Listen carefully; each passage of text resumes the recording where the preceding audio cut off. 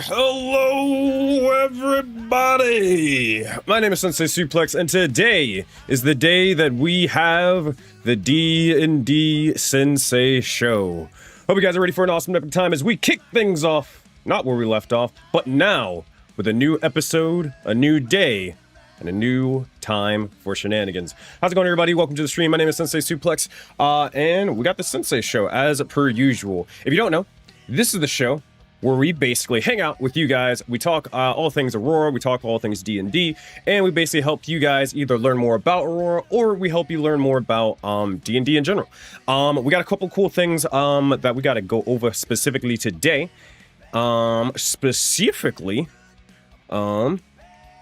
Where is... not server announcements, but we do got to go over that as well. Okay, so... for those of you guys just joining us, we're going to be going over several things. So we're going to be going over the Aurora newbie character. Well, not. Oh, actually, I'm looking at the wrong thing. That is last time's or last week's episode. Okay, we're going to be going over what the freak is Project Aurora. So we're going to be recording a new video live. I just finished the script for it and everything. Also, we're going to change the music to let's do. I'm gonna do. Fuck it, we'll put on One Piece. Why not? All right, good enough. All right, but we're gonna be going. Basically going over what is Project Aurora. So we're gonna be answering a couple of you guys' questions. I figured that I would make this video because it would just be easier to kind of just point everybody into a general video where it's like, hey, if you want to know what Project Aurora is, just watch this video. It'll explain it in hopefully under 10 minutes, and you shouldn't have any more questions beyond that. Just to kind of get the general idea of everything. Because the videos that I did have for explaining that, they're outdated, so I want to redo it. And I want to use the FAQ question that I posted a while ago as the basis. So after that, we're going to be just answering any of your questions that you may have as well. We're probably going to answer some questions before we start recording, and then we're going to answer some questions right afterwards. Beyond that, we're going to be going over some server updates. So any announcements, any important things from the player side, or just this server, like entire server side, we're going to be going over all of that. Also, my hands are ashy as fuck. We'll fix that in a minute. And we're also going to be editing another video. Well, kind of editing another video. You guys are going to be able to get a sneak peek of something that we're going to be uploading in the future. It's more so me going to be reviewing a video to see if stuff is too outdated for me to upload it or not. Because we made the video like 4 months ago, and I don't know if it's necessarily has the most accurate information. Afterwards, I also need to pick a magic item after the raid, so we're going to be basically going, I'm gonna actually have you guys help me pick out said item. Chat, oil them up. Whoa! Whoa! Man. That's crazy, boom. At 9:23 in the morning. But, hey, I guess it's not as crazy as some, the things that some people were talking about at 7:20 in the morning, if you know what I mean. Alright, that said, let's talk to chat for a little bit, and then, we will get into everything. We're gonna open up a, FAQ for the time being, and we're gonna hang out for a little while. So let's, see who's all in the chat. Alright, Alex Silly, thank you for the 11-month sub, appreciate you. Astroglyph, welcome to the chat. Jasmine, also, I've seen you in the Discord a couple times, welcome, welcome. Dimston Gars, I probably butchered your name, but thank you for the follow on Twitch. Prodigy, welcome, welcome. Snow Foxy, yo, yo, what's poppin'? Nilays, thank you for the 11-month sub, you and Alex right neck and neck. Flame Nova King, good, unspecified and varied time zones, everyone. Hello, Nova King. You're Eno. What's poppin'? Or Enow. Let me know in chat if I butcher your name. War Siren. What's poppin', dog? Boom, I see you. Kalamish over on YouTube. What's poppin'? I'm gonna butcher your name. She Megabata. I fucked up your name entirely. I'm so sorry. From the YouTube side, same thing with you, Rat and Glad, and we got the YouTube gang in full effect. Welcome you two, or you three. Mira, what's poppin'? I know, I'm sorry, we didn't get to go to the liquor store. for Wednesday session, but we should be returning this Wednesday. Crunch is doing a lot better, so we should be fine for that. He wasn't doing like A-OK for what I needed him to be DMing a session, but I was able to play at least in the raid, be able to like bounce in and out during that time. Speaking of which, C2 ran a fucking fantastic raid, and Boom Man was my DM, and he had me nearly shitting myself. It was horrifying, but it was so much fun. So shout out to the C2 team, or the Altosh team for running that. Boom, you also mentioned, you made a joke about Hulk Hogan and wrestling. I'm high-key considering streaming SummerSlam Saturday and SummerSlam Sunday if people want to see it. One or the other, if not both, but it's only if the chat, like the Discord, will want to see me stream it and they would actually want to watch it together. So if you guys do, let me know. I'm catching up on chat still, so I'm almost there. Legionnaire, thank you for the sub. Appreciate you. Hold on, let me see if that was a gifted sub or if that was... Okay, that was you at the Twitch Prime sub. I have to check because I always get things confused. Crunch is more important. I appreciate it. Hope it gets better. Yeah, he's doing a little bit better. Chat. So right now he has the cone head at the moment, but I got him this. Chat recommended this, so I got him. It was like $10. And I thought it'd be hilarious, but it's also I got him this for a reason. But it's basically so like he doesn't have to wear the cone. He can just have a little donut, and because he has a little smushed up face, he should be able to eat and drink a little bit easier with that. I don't remember who mentioned that in chat to get the donut, but shout out to you. Yeah. Sensei sounds like the substitute t-shirt from Key and Peele. You know what? I should start doing that, Boom. I should actually just start like fucking up people's names intentionally. So I don't have to worry about ever getting their name right. I should just do that. Maybe that's the play. Kakyo, 31. Yo, I still don't understand about this D&D, though. I'm new to this section. Please don't judge me. Hey, don't worry about it. I'll try my best to kind of help you understand best I can. Give Crunch the head pats. I'm not gonna bother him right now. He's sleeping at the moment. So yeah. I should be able to watch tomorrow, not Sunday. You know I'm down. Okay, that'd be fun. Cause I like Boom. I really want to watch SummerSlam with you because I want to see Oba versus Brock 3. Come on, man. Like we gotta watch the third one at the very least together. The problem is that it's gonna be during the giant C4 raid, and I don't know. I tried to put my schedule. I tried to put my schedule before SummerSlam starts. So then that way I don't get called up for like the later games because I don't want to play in those because I don't want to miss it. I'm not missing Brock versus Oba 3. Hell in a Cell. I'm not missing that. Come on now. Crunch Donut for the win. Can't wait to see Nick Aldis beat Gunther up. Hell yeah. Oh yeah, that's right. Project, you're also into WWE and stuff. Flame Nova, $10, like $10 in shipping, you know. Amazon Prime doing wonders. Used the donut before, my God, so sad. But better than the cone of shame. Yeah, fair enough. Ghosty, bought 2 things on Ko-Fi yesterday. Appreciate you. All right. Tossing stream on an extra screen while at work. Hey, I appreciate you, Trixie. All right, let's get to it. So,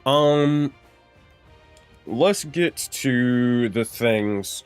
I believe it is time that we start answering some questions.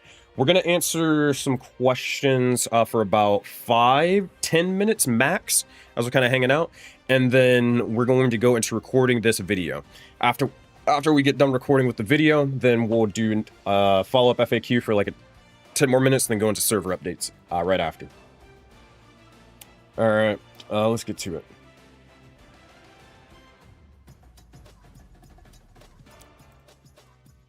All right. Perfect transition. Look at that. Also, chat, let me know if the audio is okay, because I haven't had a chance to fuck around with the audio recently.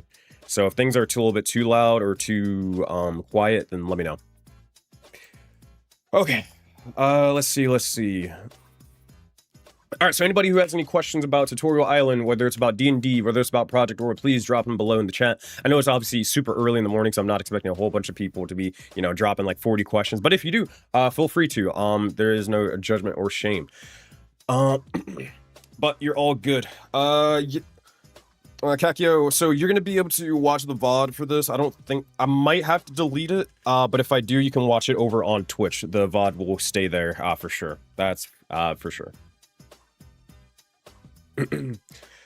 Blah blah blah blah. Okay, Mr. King of Retirees, Gunther, exactly. Man, oh man, I'm telling you, Gunther's going to retire CM Punk, and you're not gonna like it. You're not gonna like it. I'm calling it now. I don't think CM Punk's gonna be able to go out like Brock Lesnar. I don't think he's gonna be able to do it. I know he got his win off of Gunther that one time, but that ain't happening again. I'll tell you that right now. Or at best, it'll be a case of Gunther versus CM Punk. Gunther wins, and then they'll do a trilogy, and then it'll be career versus, I don't know, maybe title or something. I don't fucking know. How's the Nerds Called Sensei doing today? I'm doing good. It's been, I won't go into it because I don't want the stream to become just about that. Past couple of days have been a whirlwind on how a lot of highs and a lot of lows.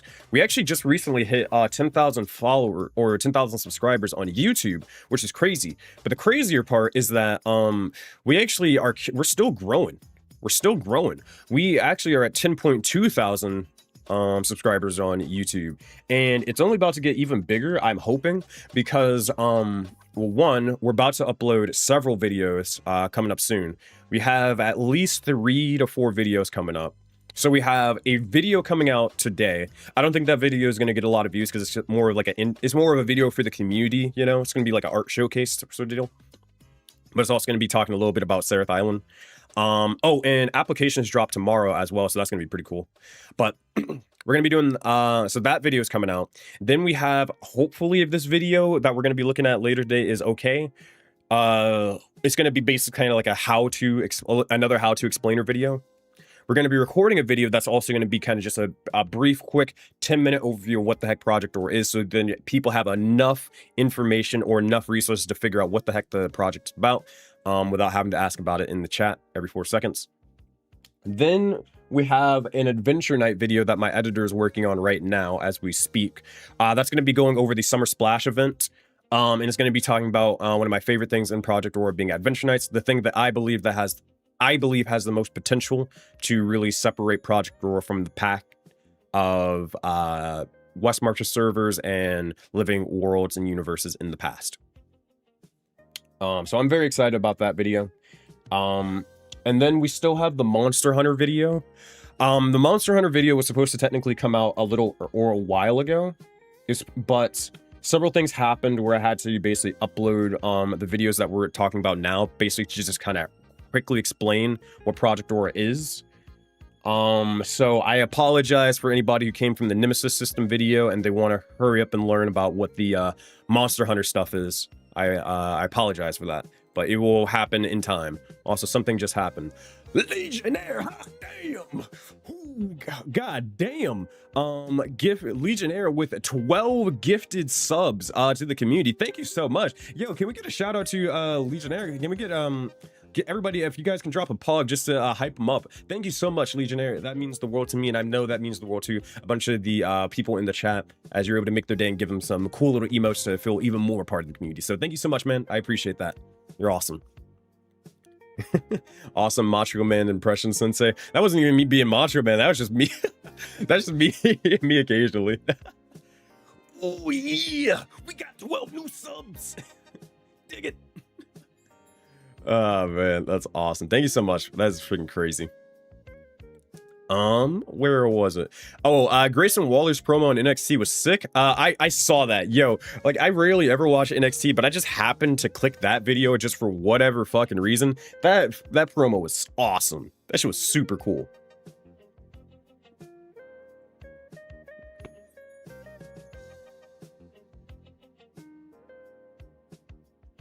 Chat, I'm dying. All right, we good. All right, but yeah, what I was trying to say is, like, man, why can't we have promos like that on every Raw and SmackDown? That'd be awesome. All right, cool. But yeah, anybody got any questions on Project Aurora or Tutorial Island or D&D? If not, I'll give you guys like 2 more minutes. If there's no more questions, then we will continue on and we'll start recording the video. I wonder how much of it was a work versus the pipe bomb. It wasn't really a pipe bomb. Boom. I think it was a work. I think it was a work. Regardless, it was very entertaining. So I don't really care. But yeah, I think this is his last chance for sure. Yeah, absolutely. Tech Master over on Twitch. Hi guys, just made it here from YouTube. The guy whose name you butchered. I'm so sorry. There's a lot of people's names I butchered, so you got to be more specific, Tech. Love your content though. Thank you so much. I appreciate the kind words. Question: what is the rules on material components? So I'm gonna answer this in two ways. If you're talking about crafting components, then I'll answer it that way. If you're talking about material components in like spell casting, typically, actually, that's a good question.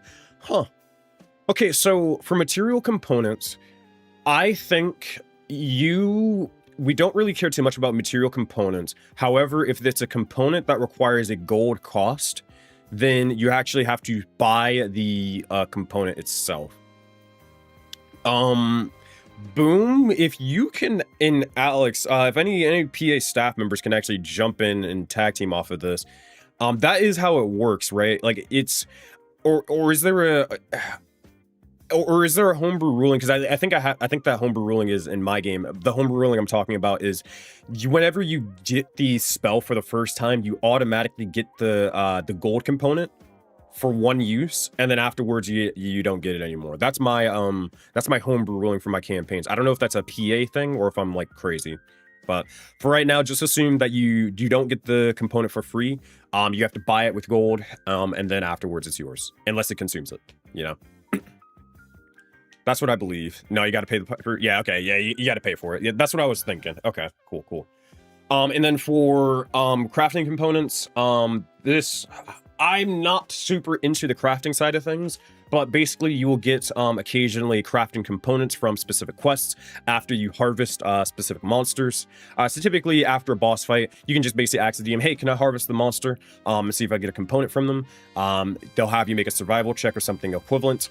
You can do so, and then depending on the difficulty of the boss and what rank you guys are, you will get a crafting component, which can be an uncommon, a common, a rare, very rare, or a legendary. And these are essential to being able to craft specific magic items of, you know, designated rarity.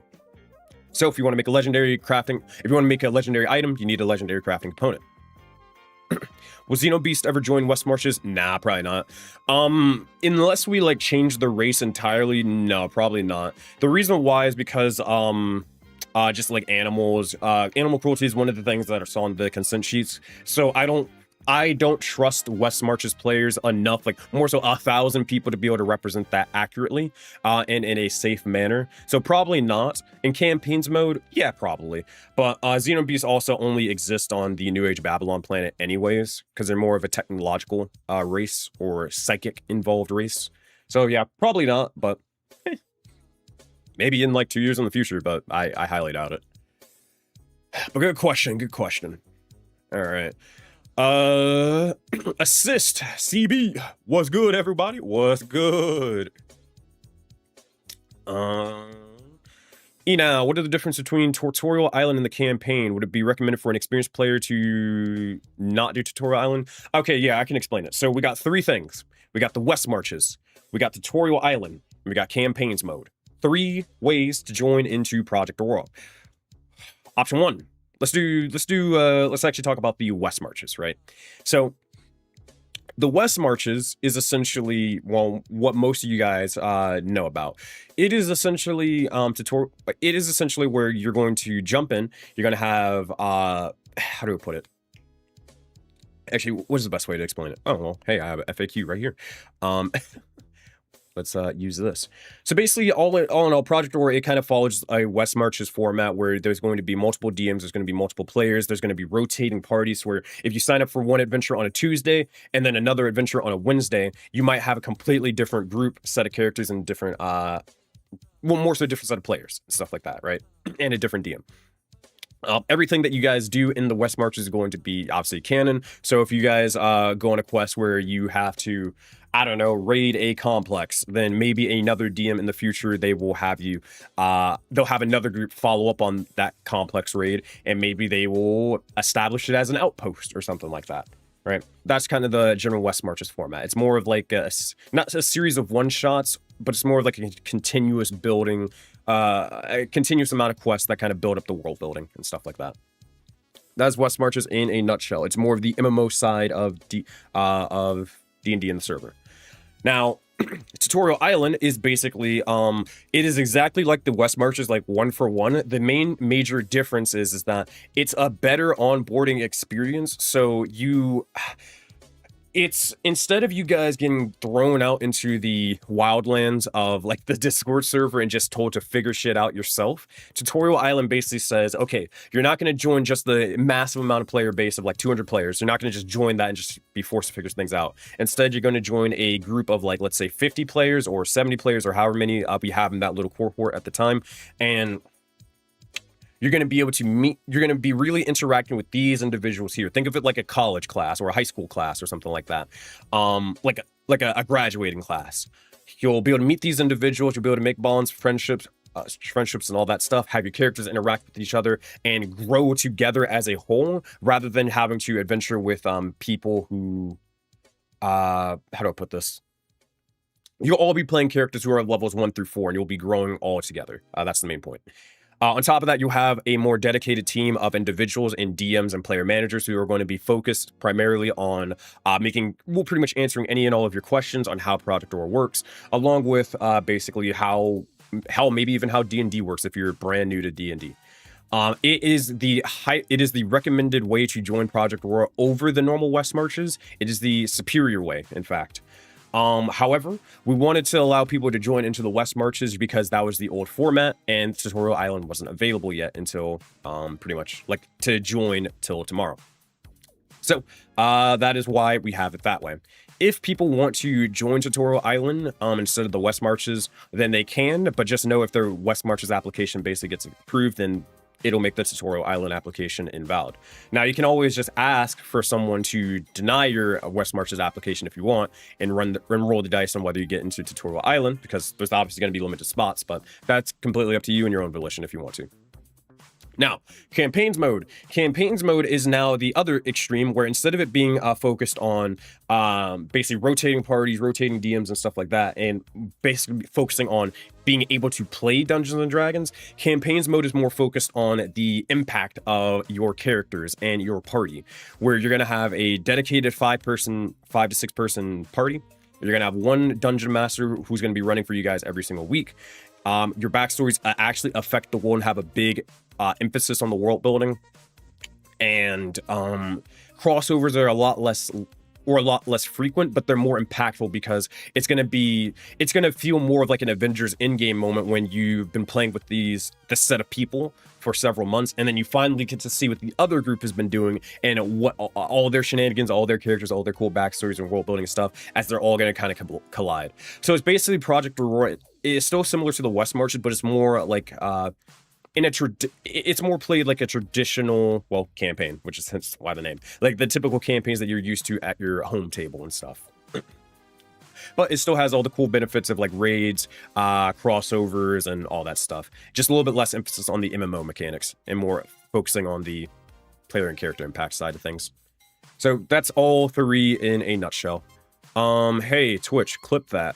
Did that work? I think Twitch said that if you say clip that, then it clips it or something. Okay, cool, it did. I can basically upload that as a video. I should be able to upload this whole thing, yeah, because I'm not using anything. All right, let's catch up on chat, because I'm a little bit behind. I'm sorry. Legionnaire says, I was just about to ask that. Does Tutorial Island reach a conclusion point and then you transfer over to the normal West Marches? Yes, exactly. Basically, once Tutorial Island ends after 2 months of play, everybody basically gets transferred to the West Marches, and then now they have a better understanding of how everything works. So then they go and play alongside their friends that they all made. right? It's basically going to be, like I mentioned before, like the graduating classes. It's going to be like a constant new generations of players over and over again. And we're going to keep on trying to do that, hopefully until we get 1,000 concurrent players. That's the plan. And not just players who are just in the server, but we want players who are all active in the server. The people who are actively talking in the chat all the time. I think around the time once we get to like 400 to 500 players active, I'm going to pitch to the staff team and see if they're down to make a new server specifically for players. So we're going to so I don't know if we're going to actually do this. It was just an idea. I know we mentioned it a while ago. They wanted me to do it, but I said no. But we might consider like having a community server, a player server, and then a staff server. We'll see. We'll see. I don't know. Who knows? Which tutorial I repeat, or is it a one-time thing? It repeats. It repeats. Every 3 months, the cycle repeats. Now says, thank you, sir. I'll do Tutorial Island. Seems to have more freedom in learning. I will do that. I agree. In fact, you can only do Tutorial Island because the West Martian applications are closed. Hey, it works out. Look at her face's great explanation. Thank you so much.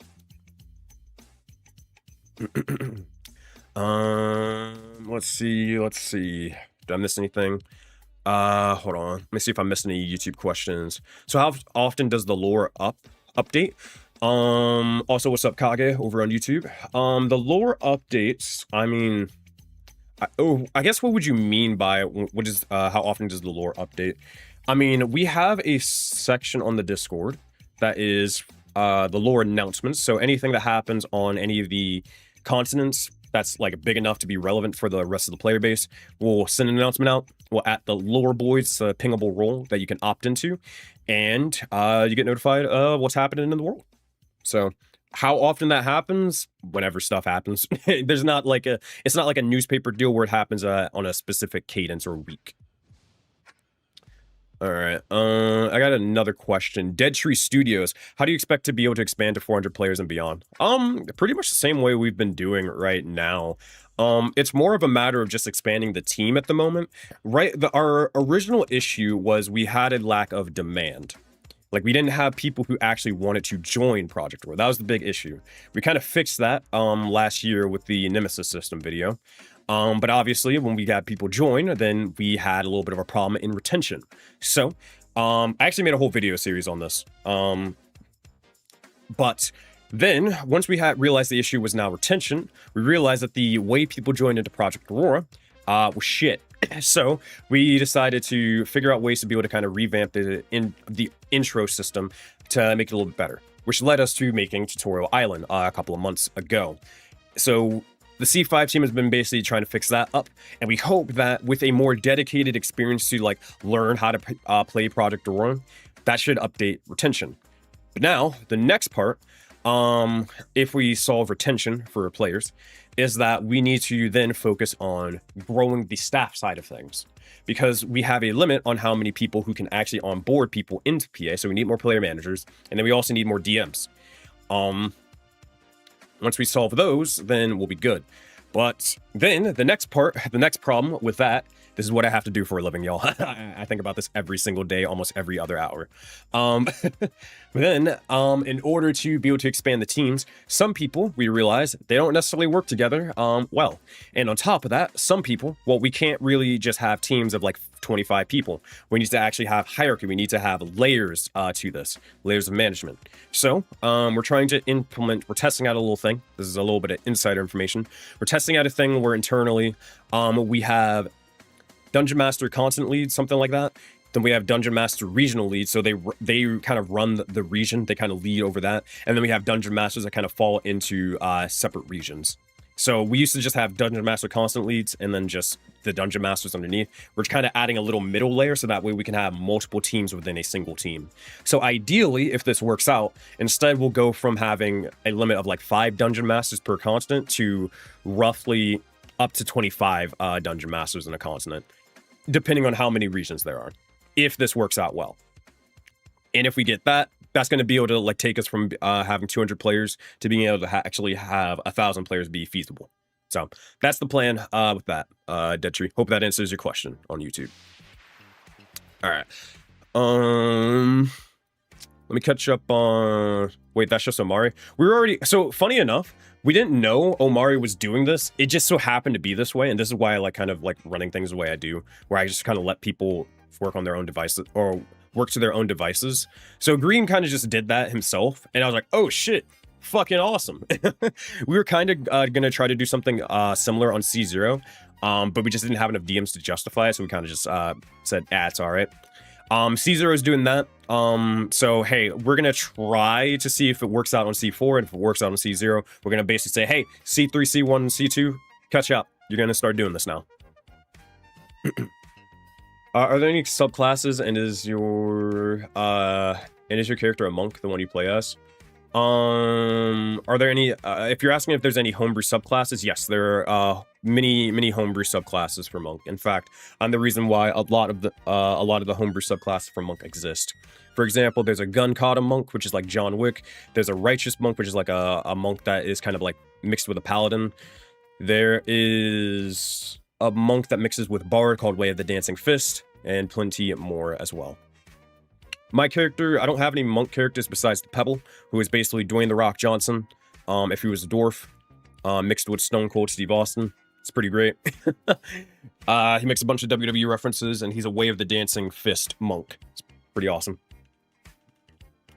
But currently, right now, my main characters that I'm playing are a cleric of the strength domain, and then a fighter, which is Sarasi's warrior fighter, and then a paladin bard, who is a Oathbreaker paladin, and a College of Tragedy bard, once they get to level 3 for their subclass.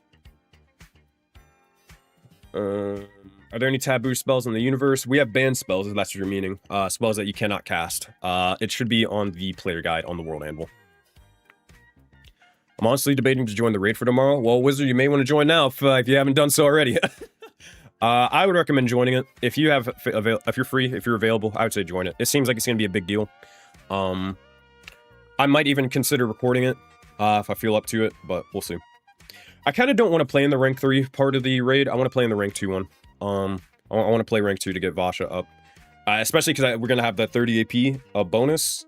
I want to get her from rank 2 to rank 3 finally.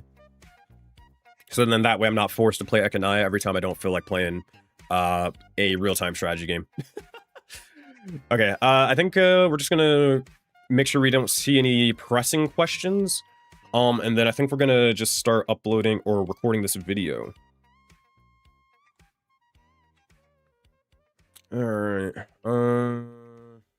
I got half boot in it? Yeah, hell yeah. Double AP brought Tally into 10 last night? Fuck yeah. Wait, what 30 AP bonus on top of regular raid AP? No, so it's double AP for your next 3 sessions that you play in. Oh, fuck. I forgot to mention, there is a time limit on when you can redeem this. Very important. Until...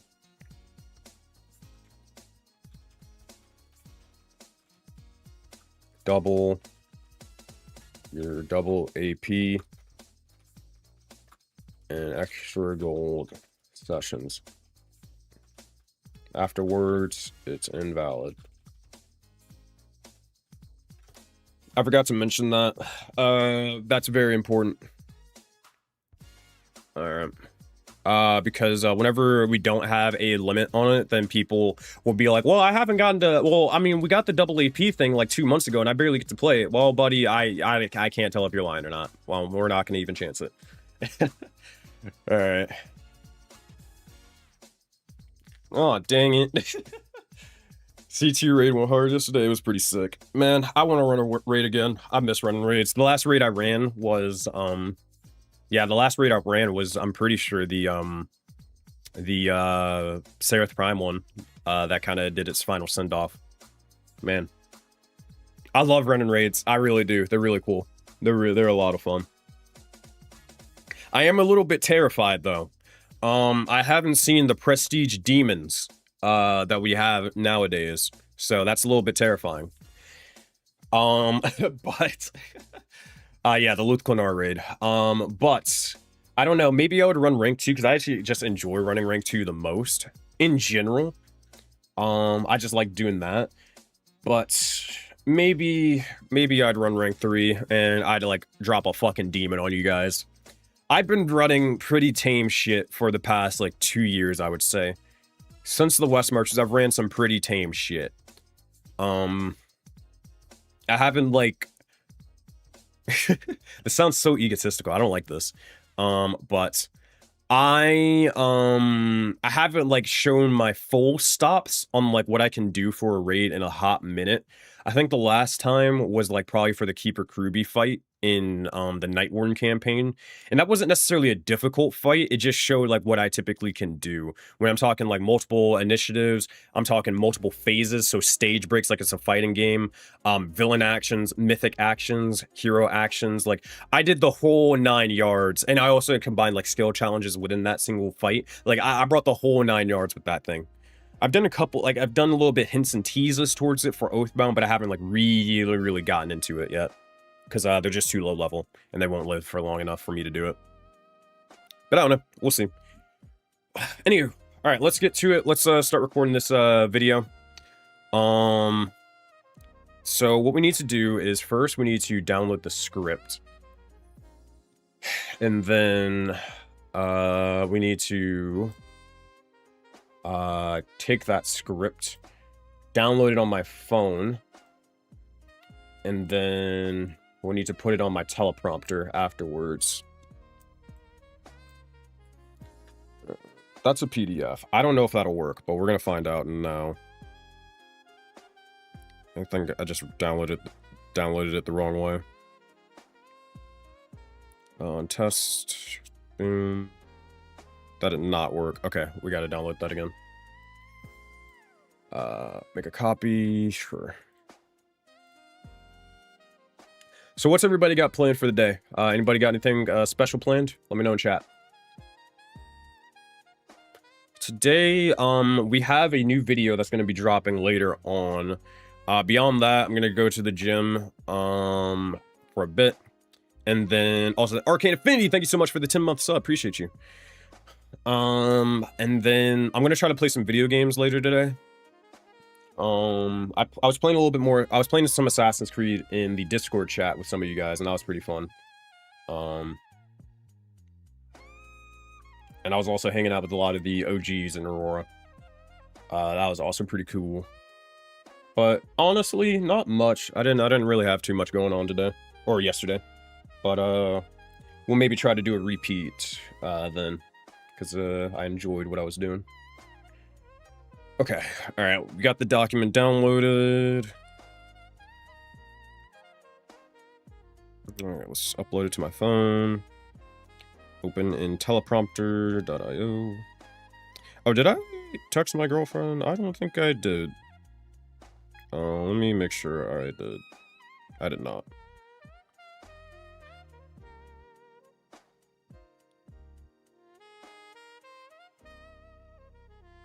There we go. Okay, all right. Scripts, where is this? Chapter 0. I'm gonna read chat in a second. Okay, there we go.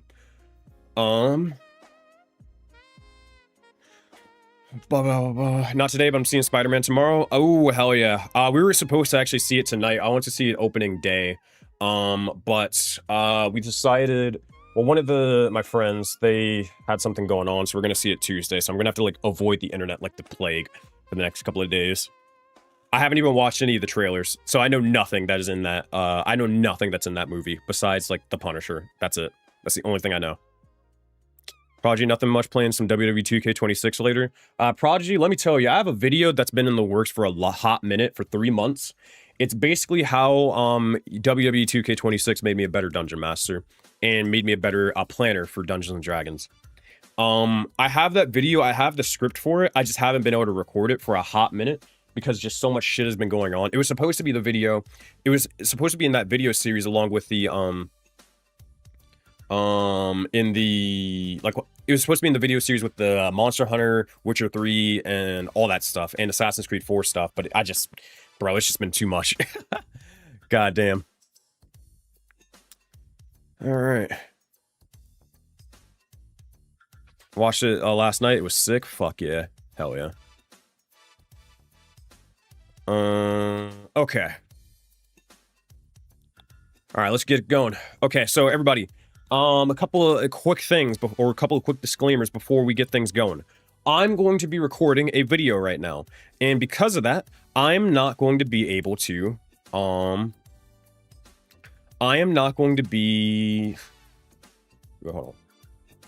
Let's shut down the music. I won't be able to have music for a bit, and I won't be able to respond to chat for a bit. Because of that, I'm also going to change overlays as well. I think that would be best for this one. Yeah, I'm going to change to this overlay for right now. But the reason, so what I need you guys to do is whenever someone joins into the chat for the first time, they'll probably be a little bit confused on what I'm doing. Because I'm going to be constantly like repeating myself over and over again, yada, yada, yada. It is your job, chat, to basically explain to them that, hey, since it's recording a video, he's going to be done in like 10, 15 minutes. When he's done, then he'll basically answer all of your stuff. If you can do that for me, that'd be great. Give me 2 seconds, and we're going to get started. I gotta adjust the lighting.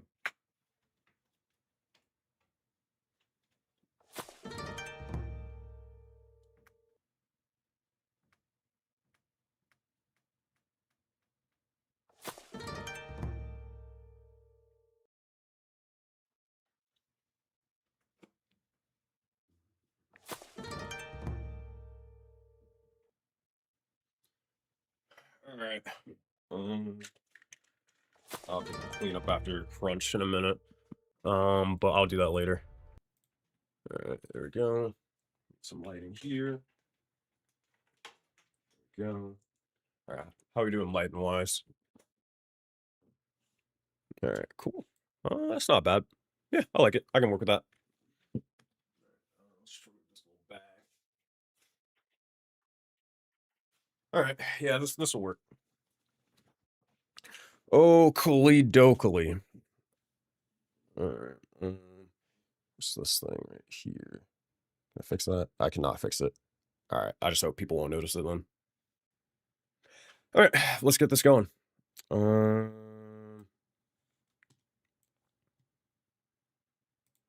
Mute that.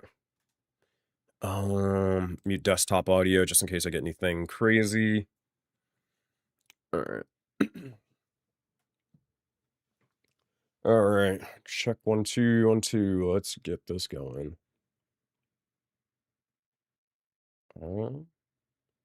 Start recording. All right. Let's get it. Most indie camp. Ugh. All right. Ugh. Gotta get used to this. Most D&D campaigns live inside one group. Wait. Oh, okay. I got it. I didn't word that right. Most D&D campaigns live in one side group and are riddled with scheduling issues and drama that cause more games to end than ever. Finish. I can do that again. Let's do that one more time. Most D&D campaigns live inside one group and are riddled with scheduling issues and drama that cause more games to end than ever finish. But when you combine the best aspects of D&D with the best aspects of video game genres like MMOs, you get Project Aurora. And Project Aurora is what happens when hundreds of players, multiple DMs, and different campaigns and West Marches share one world on a scale of not 30 people, but 300 players. And hopefully in the future, 1,000 players, all playing D&D consistently each week where the world remembers everything everyone does. So if Aurora sounds cool, but you've been trying to figure out what the heck it is and it seems if Aurora sounds cool, but it seems very confusing, you just don't know what the heck it actually is, here's the simplest way I can explain all of it. Then in this video, I'm going to explain all of it, so hopefully there won't be too many questions afterwards. No. Let's see. I got to improvise the script. I messed up the scripts. I'm having to come up with some stuff on the fly, but it's fine. So if Aurora sounds cool, but also confusing as hell, I'm going to explain in this video exactly what it is and how it works. So Chapter 1, how does Aurora work? So Aurora was built to solve a problem almost every D&D player knows. Here, I'm going to do that again. Aurora was built to solve a problem almost every D&D player knows. Your entire experience depends on one group actually surviving. One, because you know the story. One person gets busy, somebody misses 3 sessions, and the group chat becomes a graveyard. And now the character you spent 6 hours making is and now the character you spent 6 hours making and basically months of playing and trying to get God damn this fucking script. Why did I forget punctuation, chat? Why? And now the character you spent 6 hours making is practically unemployed. So Aurora, to fix that, what we do is we use something called a West Marches or a living world format, meaning where you're not locked into one weekly party and not a weekly party that basically flakes out every single chance they get. See, adventurers here, they get posted and you sign up whenever your schedule works. So if you only have time on a Tuesday to play, then sure, only sign up for the Tuesday games. Or maybe you have this wacky random schedule at 8 p.m. where you can only play at maybe 10 a.m. in the morning, see if we have some games, and then maybe join on in. But the point is that you can play with different groups across the same world at your time, or at the time that works best for you. But flexible scheduling, it only explains more so one of the aspects of like West Marches and how you play. The bigger difference is what happens after your sessions ends, aka, well, the bigger difference is what happens after your sessions end. The bigger difference is what happens after your session ends, aka the MMO aspect. But before I talk about that, you got to learn how all of this matters. So let's talk about Chapter 2. How do players change the world? So, similar to the living world format, every session in Aurora is canon. Every quest, war, death, business, and terrible decision you decide to make, it becomes a part of the same history. It becomes a part of the same history that future players will learn as lore. So let's say your group discovers an enemy faction building an army outside a major city. You could destroy their supplies, expose them, maybe negotiate with them, or completely ignore the problem because your character has other stuff going on. Whatever you choose has rippling consequences, because weeks later, another group ran by another DM might arrive after the invasion had already happened. And now maybe the enemy controls the city now, or maybe fallen characters have memorials, or maybe a completely new quest exists because your party did something nobody really expected. The point is that the world doesn't reset when your session ends. It continues on and on and on. And even when a bunch of people So the cool thing is, even when a bunch of people who were there 4 months ago, but they leave the server and aren't there anymore, the world still remembers you and what your character did. That shared world is what lets Aurora do things that would be extremely difficult to fit inside one campaign. Oh. That shared world, that thing, oh my God, I can't speak. That shared world aspect lets Aurora do things that would typically be extremely difficult to fit all inside one normal campaign. But the biggest example is our massive raid bosses and large-scale events. These are based off of D&D epics, where multiple DMs run several groups of players who are all working towards the same goal, at the same time. So imagine 40 players raiding one massive complex. We might split them into 5 different groups with 6 to 8 players at each table. One group may be attacking the front entrance, while another is disabling the defenses, and another is rescuing prisoners. And everything they accomplish can help the other group succeed. But what makes Aurora's version different is that these are not random characters people made for one session or a one-shot. A lot of these characters have been played for several months, sometimes even years. They have their own backstories, relationships, enemies, and accomplishments. Hold on. Something's like freaking had a little tickle in my nose. All right, let's fix that. Some of them have their own backstories, accomplishments, and relationships, and some of them been pretty much through entire story arcs before they have ever entered.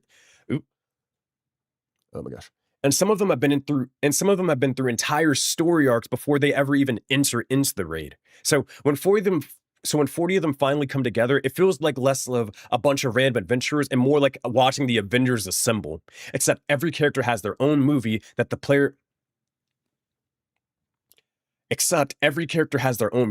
other players were actually there to experience. So another cool thing is that players can also pledge themselves to different factions and compete in faction wars. And Aurora's not mainly focused on PvP, but those factions give players a way to unite around a cause and affect the world on a much larger scale. A faction might claim territory or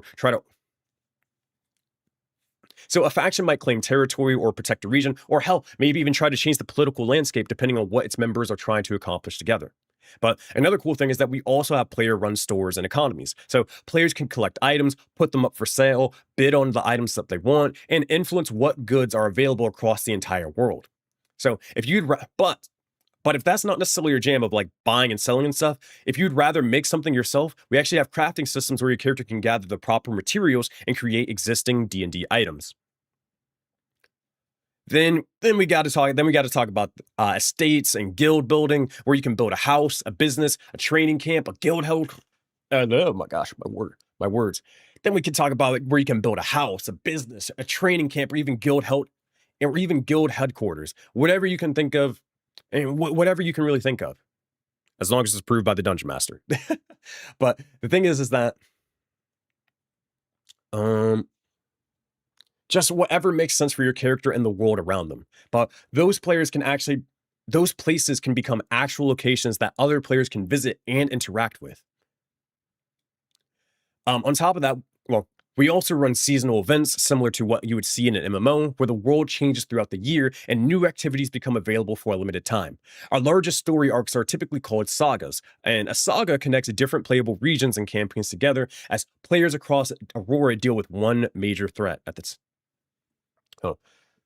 A saga connects different playable regions and campaigns together as players across Aurora deal with one major threat, all at the same time. So you might spend months experiencing one part of the story and then finally realize players on the other side of the world have been dealing with another part of the same problem. Now, if all the West Marches stuff sounds awesome, but just a little bit too complicated, don't worry. Aurora has traditional campaigns as well. Those use the format most D&D players are already familiar with, like the same party, the same DM, and a continuing story every single week rather than a series of different one-shots. Because you're playing with the same people more often, you can actually build those relationships faster and make friends a little bit easier. And there's usually more of a focus on your specific backstory and your individual character arc compared to the West Marches. West Marches characters tend to affect the world as part of a much larger community, but campaign characters usually get a more focused story built around their party. So and because of that, campaign crossovers happen less frequently, but because the groups have spent so much time developing separately, the crossovers usually mean a lot more when they finally happen. By the way, if any of that sounds like the kind of D&D you've been looking for, comment down below why or if you want to join. But the point is that it helps more people find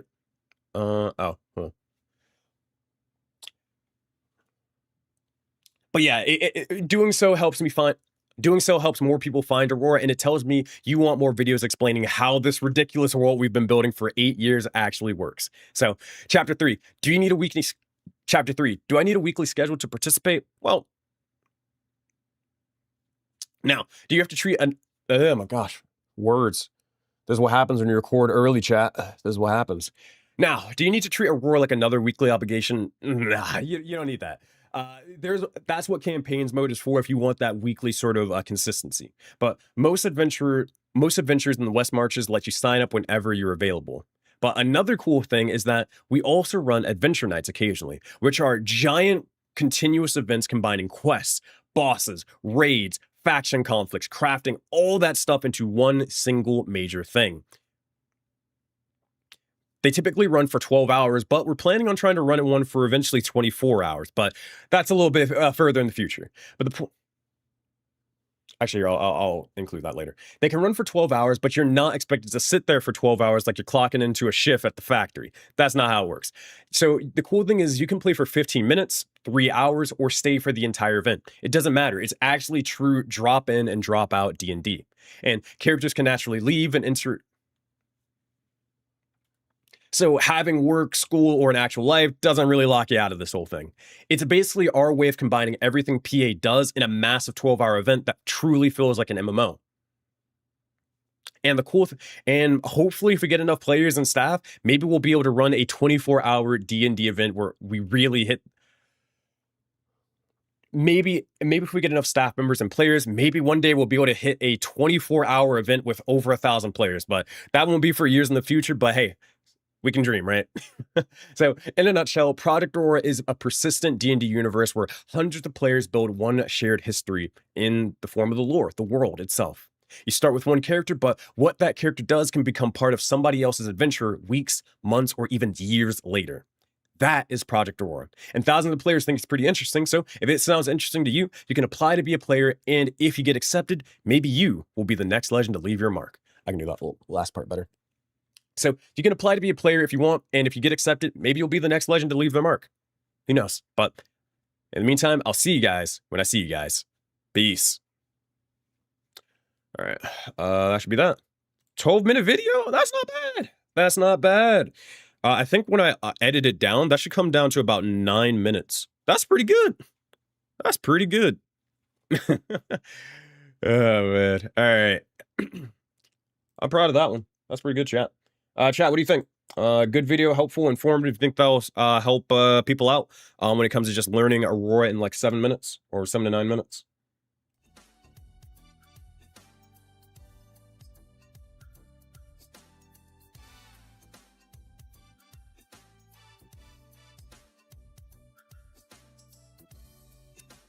All right. Let's see what we got here. Let's see if we can catch up on chat. Tis good, Sensei. Hi, Sensei. Hello, what's up, Natalie? Over on the YouTube side of things. Hey, Sensei W, appreciate you, Tay. Or in actual life, bro, D&D is my life. Hey, man, technically D&D is my life, too. W video, appreciate you, faces. And let's see what we got. Did I miss any things in the background? No, everybody was kind of chilling. Everybody was kind of chilling. Awesome. Okay, so if we're good, I'm going to throw that over to Descript to see if we can start taking the bad takes out. I got to do that on Google Chrome, but while that's doing its thing, I'm here to answer some questions for you guys that you guys may have regarding Project Aurora. We're gonna do this for like 10 to 15 more minutes, and then we're gonna go and start editing another video, and then we're gonna go over server announcements, and then we're gonna start editing another video afterwards. Also, I need to reset my camera because it's lagging a little bit. All right, test. Okay, cool, we're good. I hope it didn't lag when I was recording. I hope it didn't desync, but if it did, we'll figure out a way to fix it. Okay. Let's see what we got. Let's go to Descript. So yeah, any questions about the West Marches, Project Aurora, D&D, any questions about me, or anything of the like, then please feel free to ask while we're hanging out for a bit. All right, let's upload this here. New Twitch recording folder. What's missing? What shirt am I wearing? Gray. Okay. All right, that should be the video. Yeah. Clean up the video recording, and then boom. I've seen you nerf the weapon and reach ups for going up in size category. Is there an offset to make up for that damage and reach loss? No. I don't remember why we changed it. I genuinely don't remember.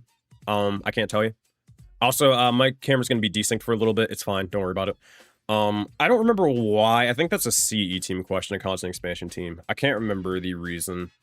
I wasn't a part of that conversation. I didn't need to be. Oh, I see why it's lagging a little bit. It's because I'm uploading a video, so it's like desyncing my audio a little bit. I heard CE team. Ghosty, do you know why we nerfed it where if you go up in the size category, you don't get the extra damage? I think that's like a NPC thing anyways, right? I think that's like an official D&D ruling. If I'm not crazy. Unless you have like, because like I know in large and reduce you get like a specific extra amount of damage, but yeah, I could have swore that's a D&D base ruling.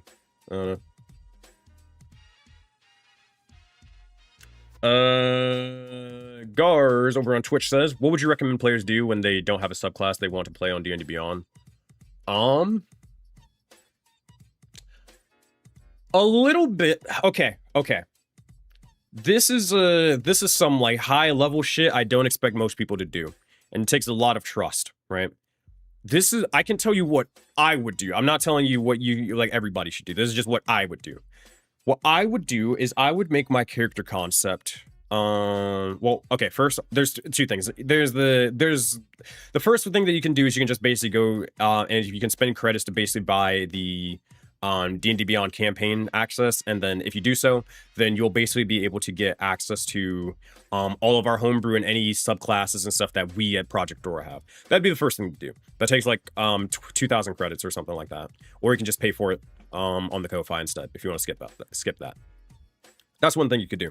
But if for whatever reason you don't want to spend credits, and for whatever reason you don't want to spend money on Ko-Fi, which is understandable, then what I would do personally is I would make it where my character is a sponge. Like, I would make it where my character, their subclass is going to be, what subclass they pick is going to be influenced by what happens in the actual campaign. Or not campaign, the actual quest they go on in the West Marshes. So for example, I may play John Fighter, and what fighter subclass I choose would depend on what happens in their adventures in the West Marshes. So those first, I think, 4 sessions that you have until you pick a subclass, and be engrossed into the world. Figure out, like, maybe you learn about some giants on the Azure Valley or something, and you become a Rune Knight fighter, right? Maybe you go to Altage, and you really like the vibe of Altage, and then you decide that your character, something happens to your character outside of the session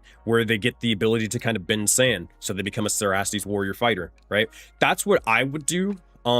Personally, because that's just how I play D&D. I'm here for the story. I'm here for the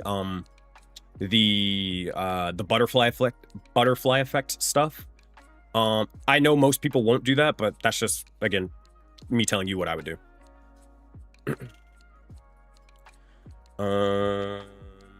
Okay, hold on. I gotta answer this thing on Descript. It might be wrong. If you do layouts, mercy, do the zooms, don't use give me one moment.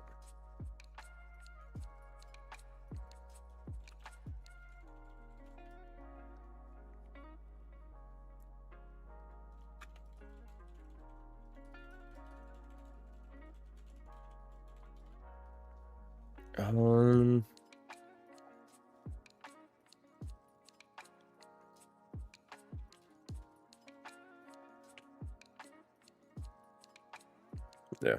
All right, cool. All right, there you go. Sorry about that.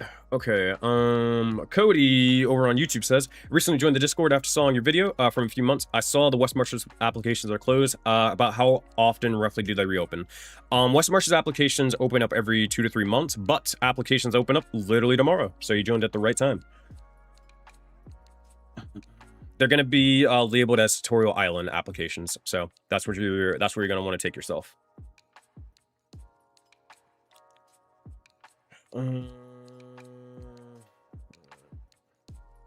Gar says, chat, where can I spend credits to buy access to Aurora D&D Beyond resources? I just can't find it. You have to be a actual official player. If you can't find it, if you can't find the credit shop, that's probably why. If you are a player, then let me know and I can link it to you. Kage says, how much do backstories affect the West Marshes mode? I know it can inform your character's decisions, but there also be quests and stuff made to tell a story from it. Yes, technically, but it's not the norm, and it's very rare. So there's 2 ways you can do this. The first way is you can do a quest request. So you do a quest request. Now, yeah, this is a Ko-Fi member exclusive, but if you do quest request, you can basically have it be where you can have a DM run something that's related to your backstory and stuff.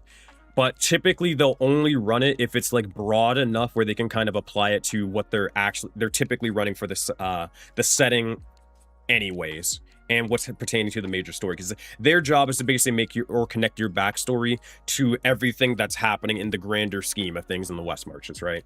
So it does happen. It's just rarer. The other real way on how your character's backstory can really affect the world is legacy quests. So legacy quests are typically it's like a quest that once you do it, something major happens for your character, typically resulting in your character to either die or retire. It's them basically leaving their mark on the world in the form of their legacy. Those typically, but not always, are typically raids. Like for example, my character's legacy quest for Jacob was he was going to choose between heaven and hell, whether or whether he was going to basically like remove this archdevil's influence upon him, like literally physically in his form, and he'd probably get himself killed in the process. But the whole point of the legacy quest was for the players to figure out a way to prevent him from being able to die by getting him performing a ritual to give him a new body that could be able to host a bit of archdevil influence and archangel influence. That is not a standard legacy quest. That was like back in the the early 2.0 days when the original world builders had an original player base had a lot more influence on the world building stuff. So you probably won't get anything like to that crazy of a degree. But a more relevant legacy quest was Omen's legacy quest, where he and his brothers, basically his brothers were also other players, basically went to go fight the evil Fire Brother. And the Fire Brother was basically leading a giant army of shadow monsters, so we had to go fight them, put them down, and finally get revenge for what he had done in the past. That's a good example of a legacy quest. Afterwards, my character Omen died. He retired, obviously because he's dead, and we kept on pushing. All right, give me 2 seconds. I'm gonna open the door. I'm gonna check on Crunch as well. Give me a minute.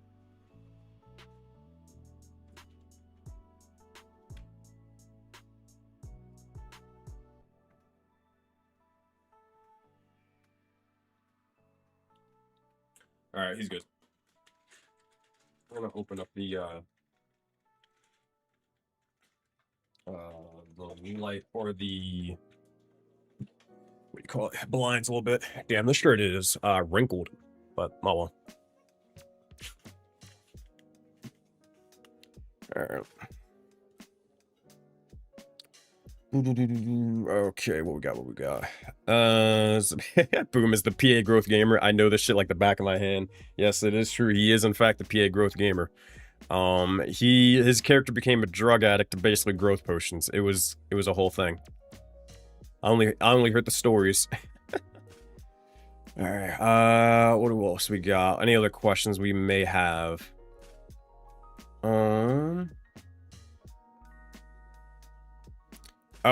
Flame Nova King over on Twitch said, and then also I got a question from Prodigy as well. Okay, so Flame Nova King has a question.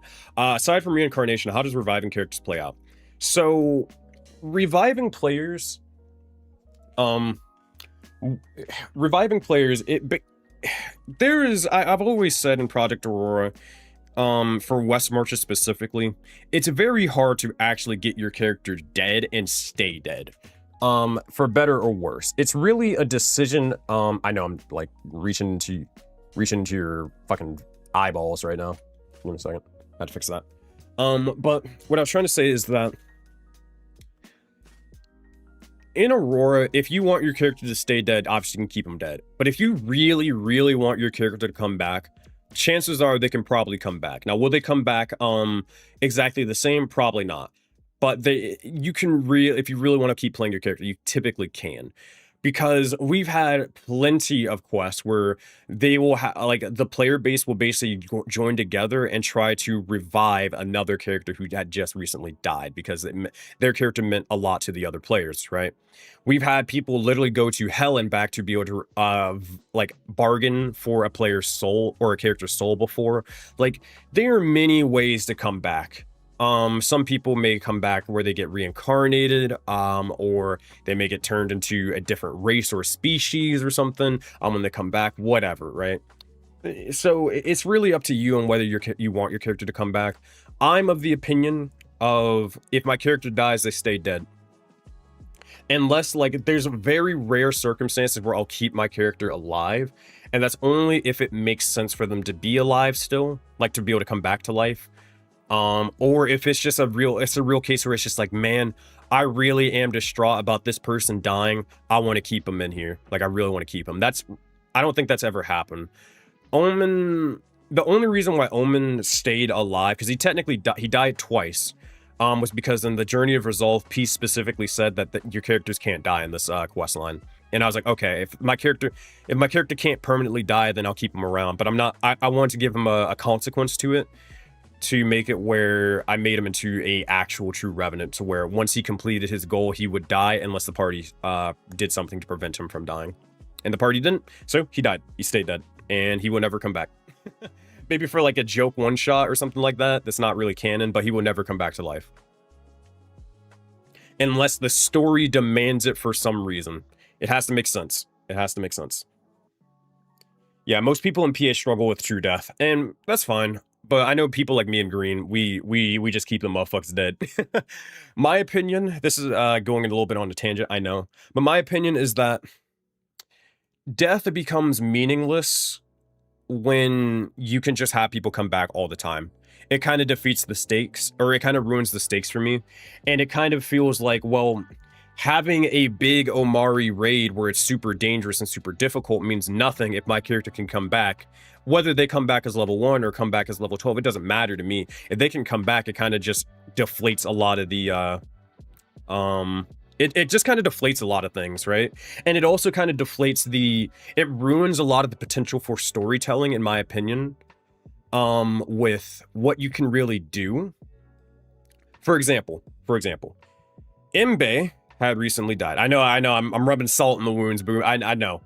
But I think it's a great example because it just recently happened, like less than a week ago. His character dying sent shockwaves throughout the entire player base. People were fucking distraught. We got crazy roleplay moments because of it. We had a fucking warrior send-off, where now Imbe is going to be forever known as a legend in the Auroraverse. But if that motherfucker came back like 3 weeks later, level 1, as Bimbe, what the fuck are we doing, man? Like, what are we doing? Like, it's no, like, we can't. It ruins the point of having like characters having a funeral. It ruins everything. Like, for text RP, it kind of deflates and devalues any characters like changing and having some character development because their best friend passed away. Like, what the fuck, man? Like, I don't like that shit. I don't like it. Now, that's just a personal opinion. Obviously, play your game how you like, but that's just not me. That's just not me. And like I said, as much as I would love for Jacob to come back and come out of retirement, as much as I would love for Omen to come back from the dead, it can't happen. It can't happen. Make a new character, man. Make a new character and make a new story. But that's just me. All right, so we got another question. Great question from Flame King. Prodigy said, I got a more interesting one. How do you avoid burning yourself out? I assume you are referring to myself, not necessarily the staff. But if you want to know about how staff can do that, then yeah, let me know. Everyone needs an ace moment. True. Absolutely true. So how do I avoid burning myself out? It's tough at the moment. It is tough at the moment, but some things that I do, there is no one set fix for it, and I'm trying to get better at it. But the problem with me and Aurora and like constantly having to work is that I am still responsible for keeping everything running and keeping the lights on. And it's going to be like that for a hot minute until things change to where Aurora is fully autonomous. Now, we're getting very close to that point, but it's just not there yet. And as long as I'm running a campaign, it won't ever really be like that. So that's another thing. But some things I do to help out with that.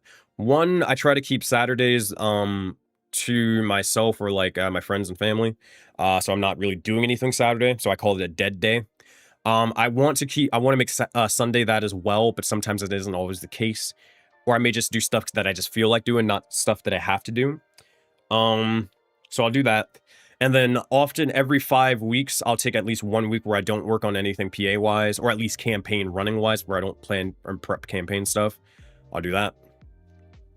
And And yeah, I also try to dedicate whole days to specific things rather than working on a bunch of stuff on the same day. So like I'll have a day for recording and making content. I'll have another day for planning my sessions. I'll have another day of, you know, working on just schoolwork or whatever, like if I'm in college at the time, you know, stuff like that, right? Funny enough, the Burb almost got super killed Monday night. Good lord. All right, let me catch up on chat. I got a couple more questions. All right. Kage says, when retiring your character, does that always mean they die, or can the character have just actually retired to someplace in the world? Yeah, they can just retire to someplace in the world. Some players retire their characters to be NPCs if they're a DM. Some players retire their character to just kind of fuck off and be on a farm for the rest of their life. And some people actually retire their characters and then come out of retirement later. My recommendation, this is my personal recommendation. I recommend have characters on standby. Have a rank 3 character, have a rank 2 character, and a rank 1 character. So like once your character gets to like rank 2 or rank 3, make another character so then that way you can keep playing rank 1 or like play the other ranks and stuff like that. The reason why I recommend it is because if you're the type of person who can manage having multiple characters. I'm not that person, and I kind of hate having to run these many characters, but there's some benefits to it. The reason why I recommend doing this is because you will see where there will be oftentimes like where there will be a quest with a lot of the friends that you've made in Project Aurora, and it will be like a rank 3, but you recently retired your rank 3 character, you killed your rank 3 character or something like that, and now you can't play with your friends, and it sucks. That happened to me with Jacob, and when we used to have rank 4 rank quests, so we had rank 1, rank 2, rank 3, rank 4. It sucked because like I had to get through the gulag of trying to get through rank 2 and rank 3, and that just took fucking forever. It took ages. And I was never able to do it with Lith, my Githyanki character, and I eventually killed her off. And then Ekanaya was supposed to be the person who was supposed to be like that next generation character. And I got tired of him for a while because he didn't really have a goal. So for like several months, I basically didn't get to play in rank 3 quests, and I didn't get to play with any of my friends, and I kind of got clocked out of the West Marches a little bit, and that sucked. That really did. Until I eventually made Omen, where I was able to speed through rank 1, 2, and then eventually 3. But then shortly afterwards, he died. But by then, Ekanaya was at least rank 3, so I had a character that was rank 3 to at least play in rank 3 stuff if I wanted to. So, yeah. I recommend keeping a rank 1, rank 2, and rank 3 on standby if you can. But always prioritize the story more than anything. Well, besides fun. Alright, let me get some water and let me continue scrolling down.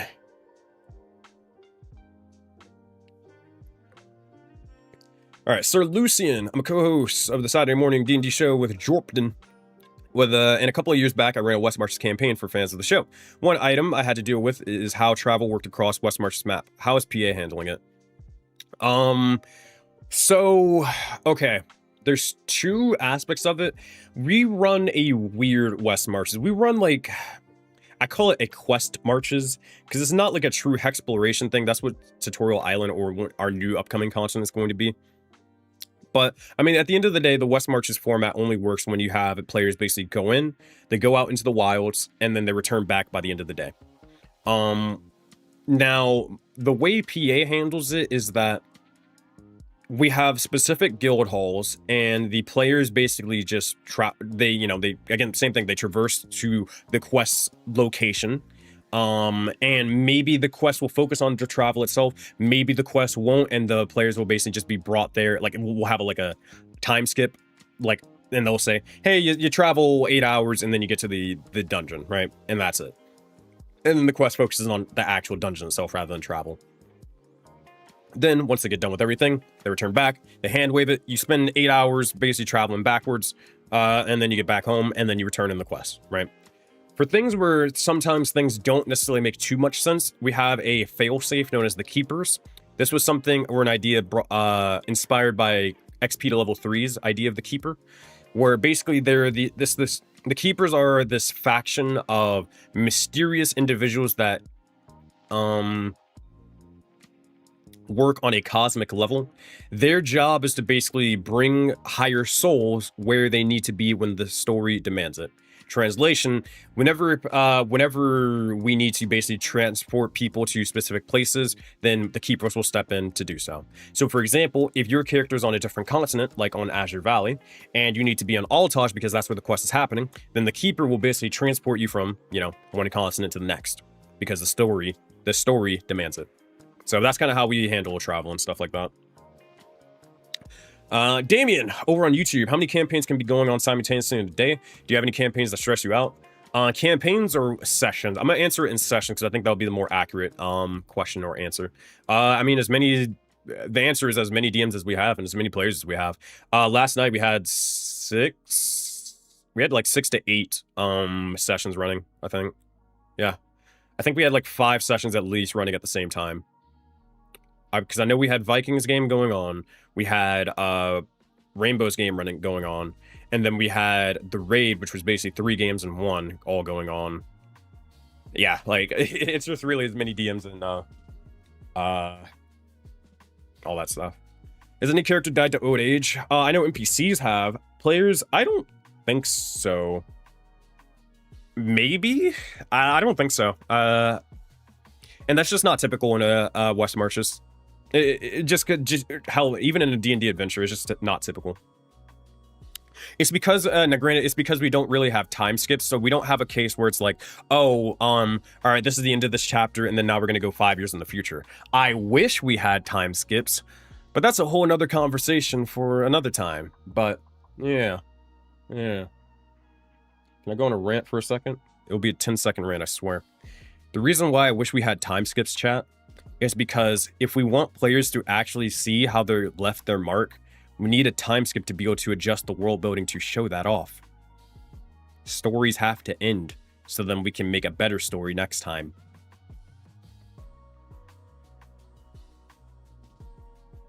If people want existing players to be able to really feel as if the existing player base wants to really feel as if their existing characters really matter, we need time skips to be able to have the time to show how they matter. But that's a whole other thing. It's a whole other thing, man. Whole other thing. Oh, man. Anywho. All right, I think we're good. Let's go to the next topic for now. We'll come back to FAQ. You guys can ask questions as you want.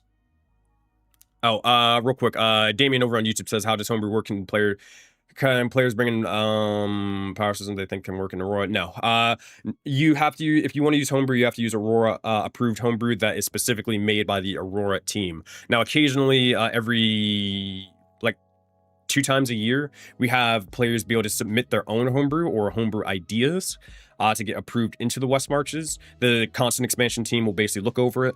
They will adjust it, they'll balance it, and they'll kind of use your basic idea and turn it into something official, but that's about it. All right. Okay. So yeah, nah, you're not able to bring your own homebrew into the game, unfortunately. Okay, let's go into server announcements as we keep things kicking, or keep things pushing.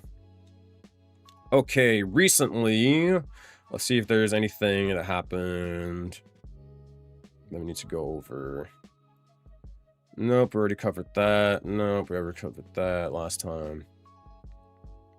Okay, first announcement, community space. So a common piece of feedback we received is that there's not enough non-players stuff to interact with while just waiting around or an application limbo. So while there's some things that will always kind of be restricted from the players, so that way you won't get overwhelmed when you first join the Discord, we want to at least improve upon that. So we made a community space for all of you. This is basically where you can make your, it's kind of like a forum channel where you can make your own little forum request. You can talk about Aurora, you can talk about character builds, you can talk about, like, you can post cool little pet pictures or whatever. It's just, again, a community space for all of you guys to just kind of interact and hang out. That has been added into the Discord. You'll find it in the general category. Another thing, did I get accepted yet? Did I get accepted yet? Did you get accepted yet? Let's find out. No, you probably didn't, and that is okay.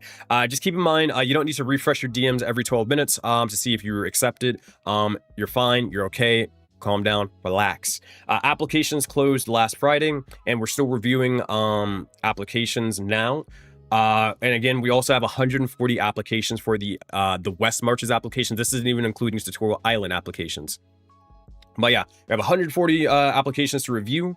And applying first didn't necessarily mean that you got in first. So we're having to check every single person's application, and then we're going to pick the best fits. And then basically like have everybody else hold off for a while. Hold on one second. I need to get a drink of water.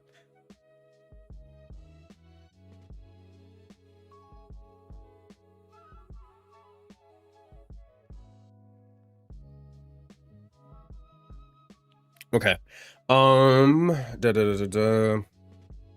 So because of that, we also only have 4 player managers. We're trying to train on more, but you'll probably won't hear from us for a couple of weeks. But that doesn't mean that you were forgotten or denied in secret. It's just, hey, there's a lot of you guys. We only have a small team, and we're not trying to change our application criteria just to get more people in. We want to make sure people are good fits. In fact, we had to just ban somebody earlier today because they thought that joking about, you know, some not so fun stuff is perfectly acceptable, especially at 7:20 in the morning. So it's not. It's not. Be a human being. Be normal. Don't be. I don't know. Make good decisions, man. Like, don't be a dickhead. That's what you got to. That's what you got to know.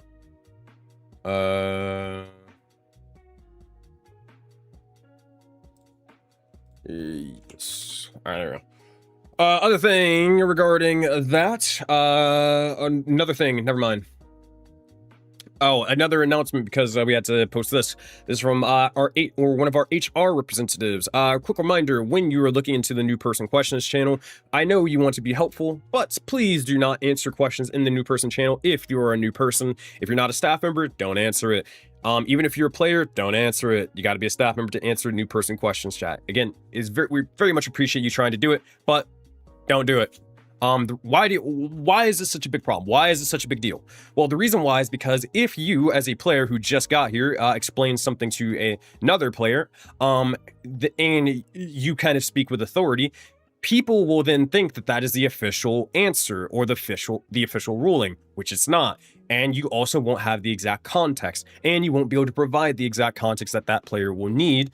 So you're just going to be kind of giving them unintentionally for lack of a better term, a subpar answer, and we don't want that. We want to give people the right information and be able to give them the resources and tools to be able to figure out the rest of their question, figure out the answer themselves. So don't do it. We understand you're trying to be helpful, just don't do it. Answering it in general chat is one thing, but answering it in the new person questions chat is another thing. Big difference.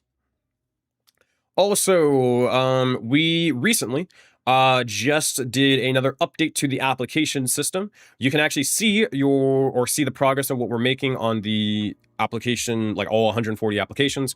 You can see it. We have to update it a little bit today or tomorrow, but you'll basically see kind of like what number we're on and kind of just get a general idea of where we're at.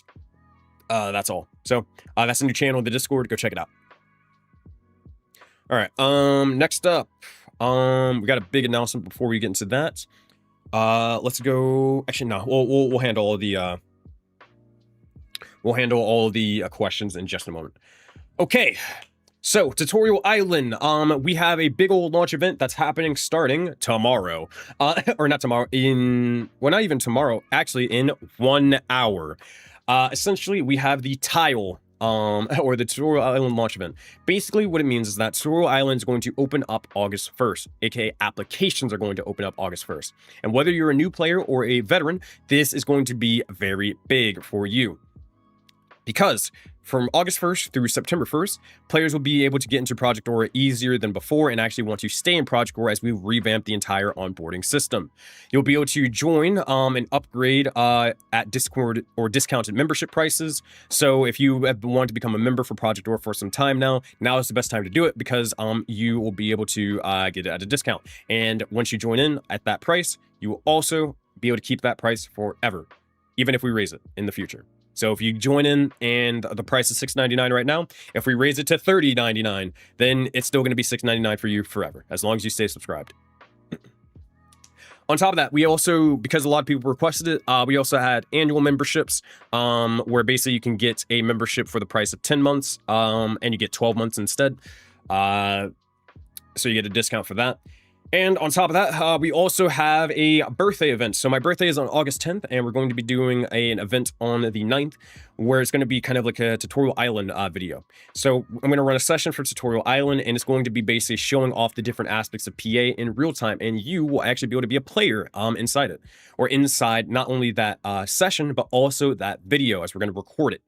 We're going to be taking on individuals who have been a part of Project Aurora, so about 2 veterans per session. 1 to 2 veterans per session, and a bunch of new players, whether you've been accepted or not. Granted, even if you be a dickhead during stream or during the session, I will kick you and ban you regardless. So it does not matter. Everybody always has to follow the protocols. I've done it before. I'll do it again. But it's a cool way to basically be able to be in the next future video that thousands of people are going to see. For the future generation, as we're going to have a section that's going to kind of explain crafting. We're going to have another section that kind of explains dungeon delving and signing up for quests. We're going to have another section that kind of explains raids and all that stuff. And you're going to be able to experience those systems in real time. So the idea of this session is going to be, well, yeah, explain the mechanics in Aurora by just demonstrating them live and with the new players. So I can teach you guys as we go. It's going to be sick. And the other cool thing is that we're going to have existing veterans and their characters be able to jump in to kind of help you guys out, and also act as quest givers or people who run the shops. So for example, if we had Half Boot in the Evergreen Foundry, if he runs a store, basically the players may enter into said store, they'll talk with Half Boot or something like that. I'm probably butchering names and butchering estates, but you get the idea. But they'll be able to enter into Half Boot's shop. They will be able to talk with him, meet him, get to know his story, and then also be able to buy some items from him and kind of just interact with a living legend in the universe. Stuff like that. And hell, maybe you'll be able to make some faction connections as well. And again, you'll be able to do that whether you are accepted into Project Aurora or not, because I want to give people a shot, even if they, we maybe ran out of space, right? And you weren't able to get in. But that still doesn't discount you from, that doesn't let you be a dickhead and still get into the games. So yeah, don't do that. Also, we're going to be releasing a first 5,000 role in the Discord server. So anybody who joins the Discord server, you're going to be able to get the first 5,000 as, I mean, hell, man, we uploaded a video that got, I don't want to say only 70,000 views, because that's a lot of fucking views. It is. But we had a video that dropped 70,000 views, and we're far from done in Project Aurora. We're far from done. I imagine that we're going to upload future videos that will perform well. So, we're going to have a lot of more people join in the Discord server eventually. So if you want to be like, get that OG sort of role and kind of get that, hey, I was here, I was one of the OGs, that's what that first 5,000 role is going to be for. So a cool little thank you to the older generation before things really start taking off. Also, on top of that, throughout this event, we're going to be, the players are going to be able to unlock, or more so the community are going to be able to unlock rewards such as Faction Wars merch. I'm super excited about that. Mama Bats is already working on some logos and icons for Faction Wars right now. We're going to be getting a shirt for Faction Wars, because I thought it would be a cool thing to show. I always said the whole thing about Project Aurora is about leaving your mark, right? And it's one thing to leave your mark in the actual world and kind of leave it on leave your mark on the world and in the setting itself. But what if, instead of just leaving your mark on the digital world, we show how you could leave your mark on the physical world, and we take that faction that you may have made, and we take the logo, put it on a shirt, and we'll have people be able to represent your faction for years to come. And hell, maybe it will even inspire other people in the future to make their own faction, to maybe get their faction posted on maybe another shirt in the future. So I thought it was really cool. I thought it was neat, and I thought people would like it. So if we reach that milestone, then we'll be able to do Faction Wars merch. But we also are planning on doing the Auroraverse Olympic Games. The name pending is the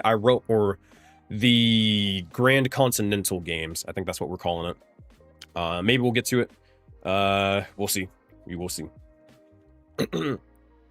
Mom Mayhem's going to be doing a D&D return, and how if we get enough support, we'll be able to do CrunchCon for real, which is not a real convention, but we'll be able to make it real all through our Ko-Fi fundraisers. So why does any of this matter?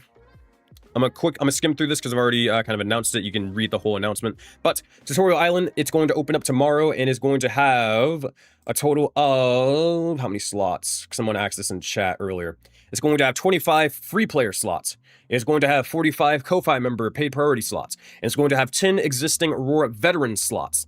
So Ko-Fi member or free players, basically like if you're not able to support, it's all good. We're going to try to get you in as much as we can, but we're going to put you in the normal player queue. Gonna put you over there. And then we have the people who want to support Aurora beforehand because maybe they've been a Discord, maybe they've been a Twitch subscriber, or excuse me, maybe they've been in my community for like several months ahead of time. Maybe they just really saw the vision of the project and want to support. I want to do something special for them and give them a separate queue and give them the opportunity to be able to get in with a higher chance. But it doesn't necessarily, I wouldn't say a higher chance. I would say basically their own separate queue where it's going to be less people to fight over slots because less people obviously will be in that sort of whole thing. It doesn't necessarily increase your chances in the case of like, oh, because I paid money, that means I'm a better person, I get into Project Aurora. No, absolutely not.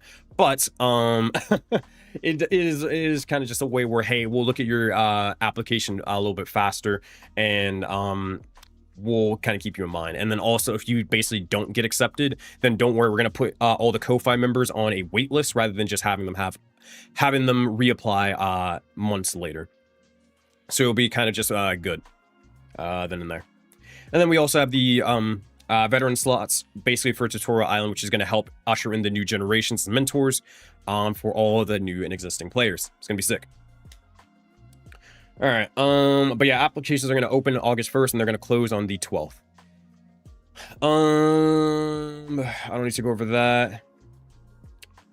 Community milestones, I won't spend too much time on this because I don't want to for personal reasons, but we have running a fundraiser. I'll explain why in a minute. But well, here, I'll explain why, and then I'll explain the fundraiser goal. Basically, shortly after I hit 10,000 subscribers, like literally 6 hours afterwards, Crunch, my dog, he basically had a serious health emergency. He's only 2 years old, and unexpectedly needed a surgery that roughly costed $6,000. This is, again, 6 hours after I just hit 10,000 subscribers. So his follow-up x-rays are expected to at least have or cost another $1,000, and there's still a chance that he's probably going to need surgery again. That's going to cost another $4,000 to $6,000. That's nearly $13,000 in the span of 30 days. And that is money that no one necessarily has lying around. Now, thankfully, I had the money saved because I was able to take out several loans, and Project Aurora had received so much support beforehand, I was able to somehow, some way, basically be able to pay for it. But it also meant that I had to basically use the money that was set aside for rent, business expenses, and other future Aurora projects. So it is what it is. But a lot of people told me to basically like run a GoFundMe. I didn't want to because I don't like the idea, and especially there's a huge like I can't think of the right term, so I'm just gonna word vomit. There's a negative stigma or something along those lines of just running Kickstarters and running GoFundMes and stuff like that amongst the TTRPG communities. There's a lot of scams and stuff like that, and especially with us associating with MMOs, I just got like, I don't know, I just got bad vibes from like MMO Kickstarters and GoFundMes and all that stuff. And especially like it felt weird having a bunch of people who just joined the Discord server who are trying to play in Project Aurora. I didn't want to like promote and shove a fundraiser down their throats and basically like give me money just for the sake of giving me money. So what I decided to do is I want to build an event around things that people would actually value, like people would actually want to buy, even if we didn't have a reason for the event itself. So that's why I gave out discounted memberships, annual options. We don't want to do Tutorial Island. We want to do the birthday event. We want to do community rewards. We want to do faction apparel, all of this stuff, because I thought that, hey, this is stuff that people would probably actually want to pay for, regardless of the reasoning behind it. So that said, Also, I know people want to do CrunchCon, and some people were asking what is CrunchCon in the chat. CrunchCon, not a real convention, it's really just an in-person Project Aurora community meetup. Crunch being the mascot. But the main person is giving Project Aurora players and the community members the opportunity to meet each other outside of the Discord server. So people have joked about meeting Crunch since he was a puppy when I got him 2 years ago. And his health emergency, getting a little bit real, warning. Warning. Mute for 10 seconds. 3, 2, 1, now. All right, basically, people had joked about meeting Crunch since he was a puppy, and his health emergency kind of made me realize that I don't want to... made me realize that I do not want to assume that there will always be another year to finally make it happen. So, that is why I want to make CrunchCon happen sooner rather than later, rather than waiting a couple of years, like 2030. I want to just let's do just an Aurora meetup, maybe either next year or in 2 years, 3 years, who knows. But the point is that if we reach our 15,000 goal, then I'll officially announce the destination city, the planned year, and the kind of target date and time frame. So people who want to meet each other in Project Aurora, they can kind of save up for it, and all that cool stuff. So yeah, I won't talk too much more about it, but if you want to learn more, go to the Discord, go to server announcements. You can read all the other information there. I don't like begging because I think it's lame, and I can't find the term for it, either ethical or moral standards. I don't know. I can't think of the term for it. I'm just word vomiting and keeping it real with you guys. But yeah, I don't like talking about it. So I'm going to go to the next topic.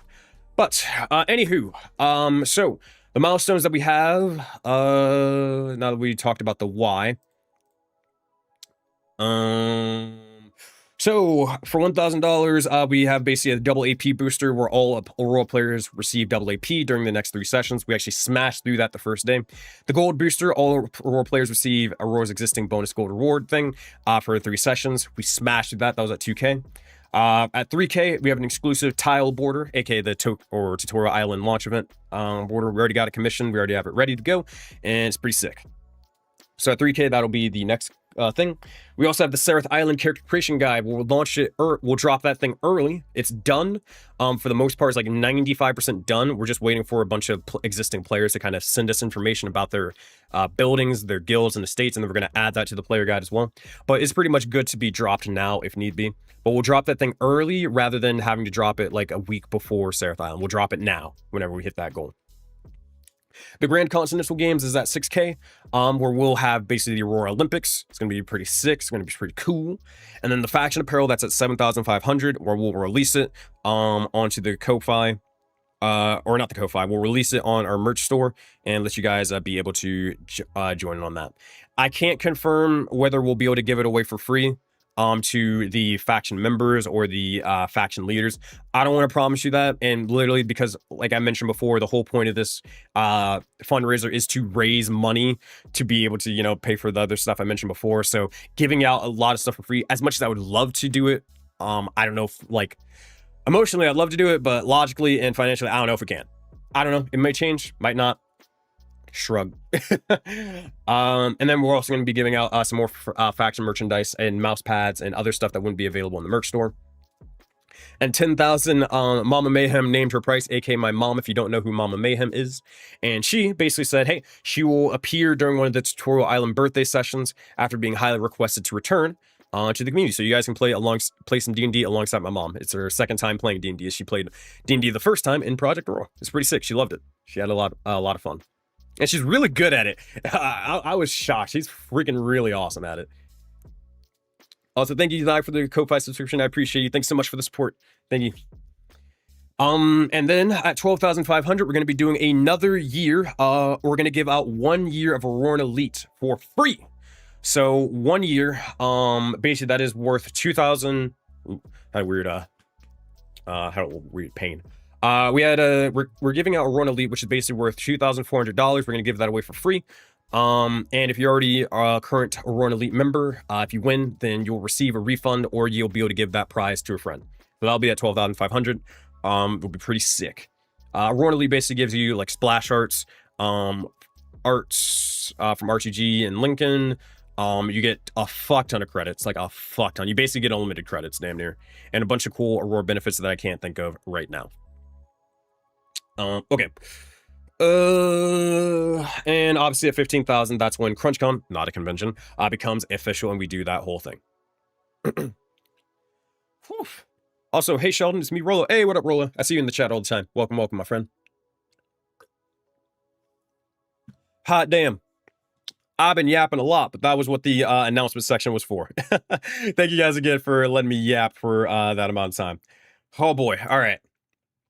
So that's all the server announcements. I think we're good to go. Let us now get ready to go to, not a convention TM. Yeah, exactly, you get it. Let us go into the next thing, the next topic. But before we do that, let's answer some questions. If anybody has some. I'm going to pull something up, and then you guys are going to see what we're going to be looking at. You guys are about to get a sneak peek of a new video that we're hopefully going to be releasing very soon. This has not been released or shown publicly before, unless you were there when it was written. Let's see. So yeah, if you have any questions for you, or if you have any questions for me, please let me know, and I will try my best to respond and answer them. I'll give you guys about 5 minutes because we got to speed through this because I gotta quickly go over this video, and then we have the new video that's gonna launch at in the afternoon, so 45 minutes from now. Actually, does it launch earlier? Hold on, let me see. It might launch earlier. Let me check. Set up premiere. It starts at 12 p.m. I'm gonna we'll see. I might keep it at 12. I might move it to 12:15. We'll see. I want the people who are at lunch or who are gonna be on lunch to be able to look at the video. All right, where is this video? Oh, I also need to make a new thumbnail for this because I haven't changed it yet. I know you guys can't see my screen. Don't worry, you're fine.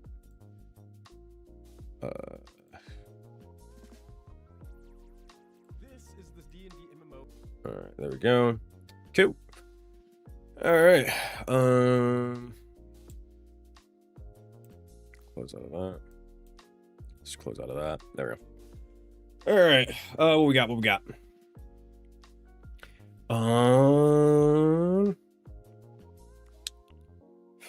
I have been accepted today. I rejoice. Let's go. Congratulations, Rolo. Welcome, welcome to the Aurora family. Half for you. Is this for the West Marches? Yeah, this is for the West Marches. Gonna try to do Tutorial Island? Hell yeah.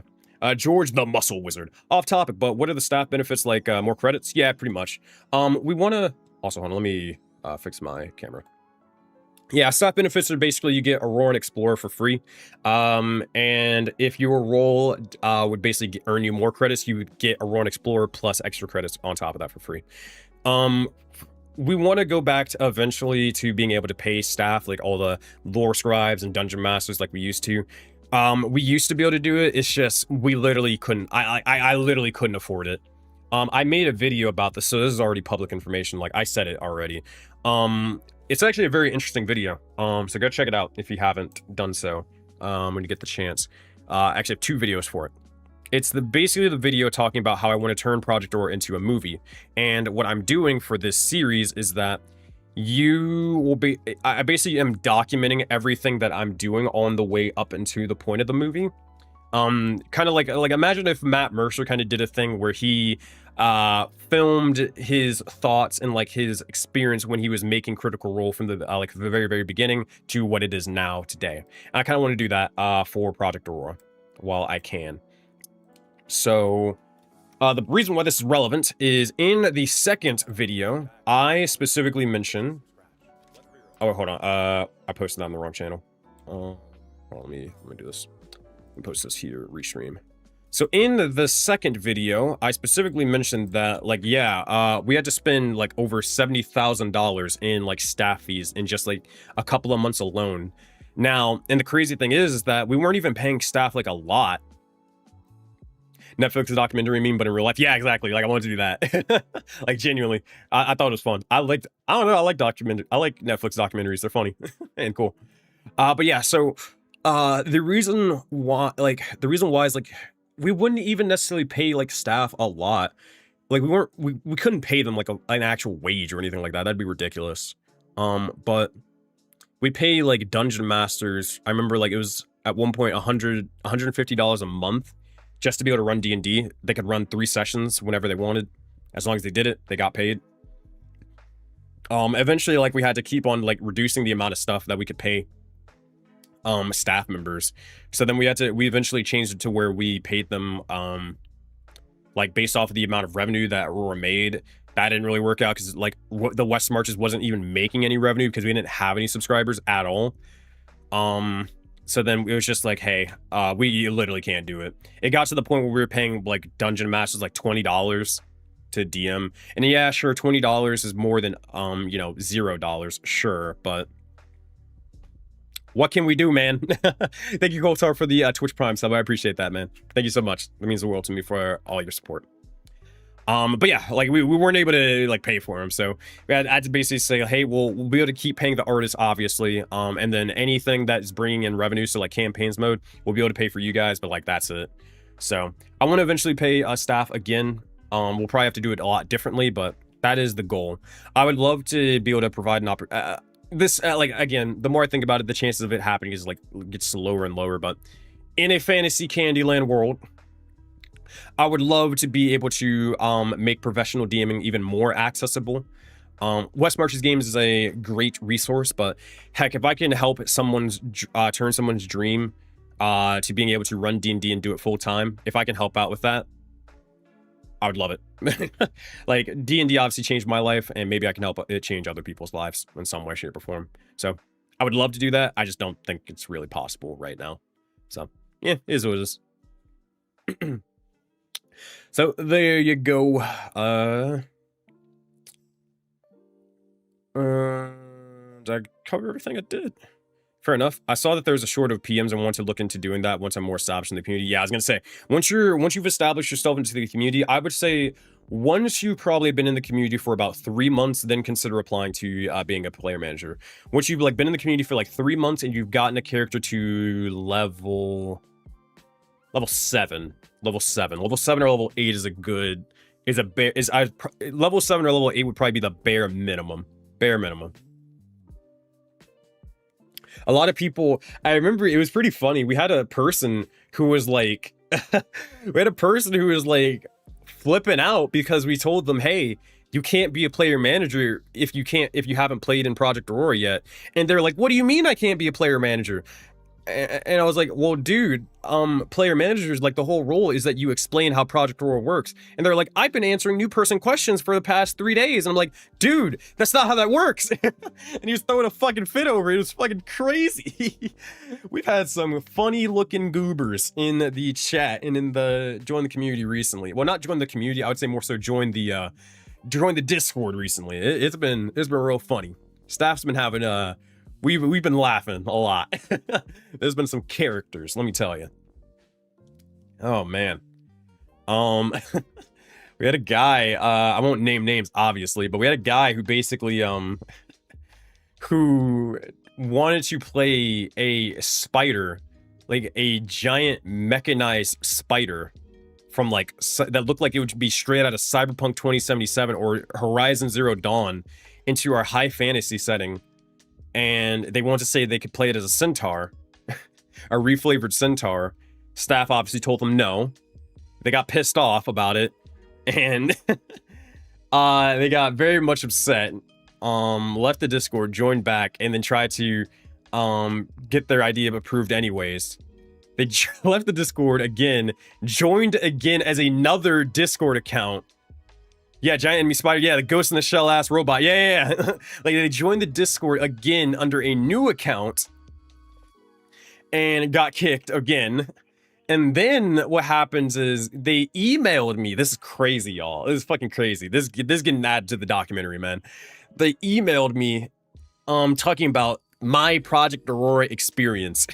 We told them no, they can't play a fucking sci-fi mech in a high fantasy setting. They emailed me about it, and then shortly afterwards, they made a new email. They made a new email, made a whole ass YouTube video, talking about their experience in Project Aurora, but not in the way of like, oh, we're trying to like drag Aurora's name through the mud. No. They said, I was inspired by Project Aurora and I want to make a documentary of my character and their involvement in Project Aurora. And I wanted to make it like a super cinematic and involved thing. And it was a whole thing. Granted, the cinematography was pretty cool. I thought the idea was cool, but I guess they decided to do the video in the hopes of like me basically being like, I'm going to promote that video and promote that guy. And like, maybe there'll be a, maybe they'll get into Project Aurora now because I've seen the light and I think they're a great fit for the community or some bullshit. I don't fucking know, man. That dude was on some shit, man. That dude was on some shit. So yeah, that's an example of like the kind of characters we've been having join the Discord recently. But thankfully we have a player manager and HR team that's on the case to help weed out the weirdos. Already, it might get crazy when the Discord gets bigger. Yeah, I'm aware. I don't know if you were here for it, but I mentioned like we were probably gonna make a player Discord server separate from the community server. We'll see. We'll judge it. But I think it's only gonna be like a little bit weirdo infested for the time being while applications are going on. And then once applications calm down, we're gonna have a lot of the weirdos kind of leave. TTRPG pick me. It was not on my bingo card. Yeah, exactly right. But I think once we have a lot of the applications kind of get closed or denied, we'll have a lot of the weirdos kind of leave for a bit, and then it'll kind of be this song and dance of like a bunch of people join in, then a bunch of people will leave, then a bunch of people join in, then a bunch of people will leave, stuff like that. So I'm preparing for it. I think the community is aware of it. Yeah, we'll see. I just know I want to keep Aurora free to play as I want to keep Aurora free. As long as possible, if not forever. But I do know, unfortunately, when things are free, people can get a little weird because I know there's no consequences. So, but enough about that.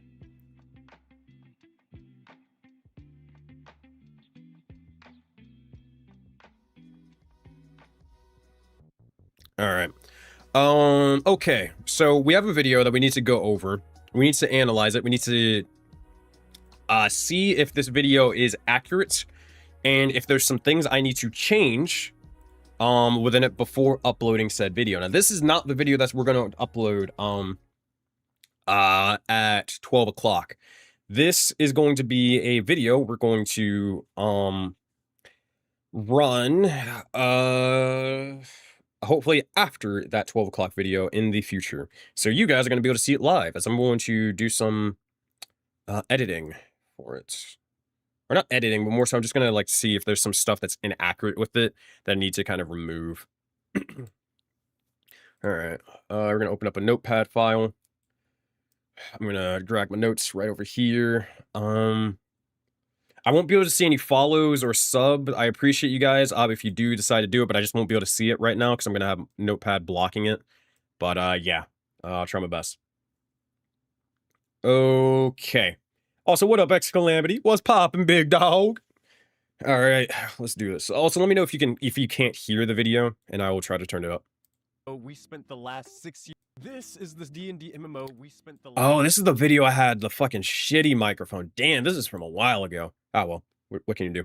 This is the D&D MMO we spent the last 6 years building. And honestly, the whole point of it was pretty simple. Make a world that actually remembers you and make people love D&D again. I'm SenseiSuplex. I'm the creator of Project Aurora, and I run about 3 games of weekly Dungeons & Dragons, and I'm so passionate about helping people tell their stories, I literally started doing it as my job, and I've been doing it for years and haven't turned back since. And for years, I've been building and running Project Aurora, this whole thing with a full team of roughly 70 people, with multiple DMs, lore scribes, artists, and more to create a world with persistent lore, raids, factions, in-game economies, and hundreds of characters quiet. I got you. Leaving the mark on our world. So in this video, I'm going to break down in plain English what Project Let me know if that's a Aurora little bit better. is, how it works, and why people get so invested into it, and why this is only the beginning. Because Project Aurora, it's big, like way too big to explain perfectly in one video. So this video is actually going to be the overview. Think of this kind of like as the intro of a series, as I'm going to show you the big picture first, and then the deeper videos is going to break everything, like each major. I'm gonna mark a thing.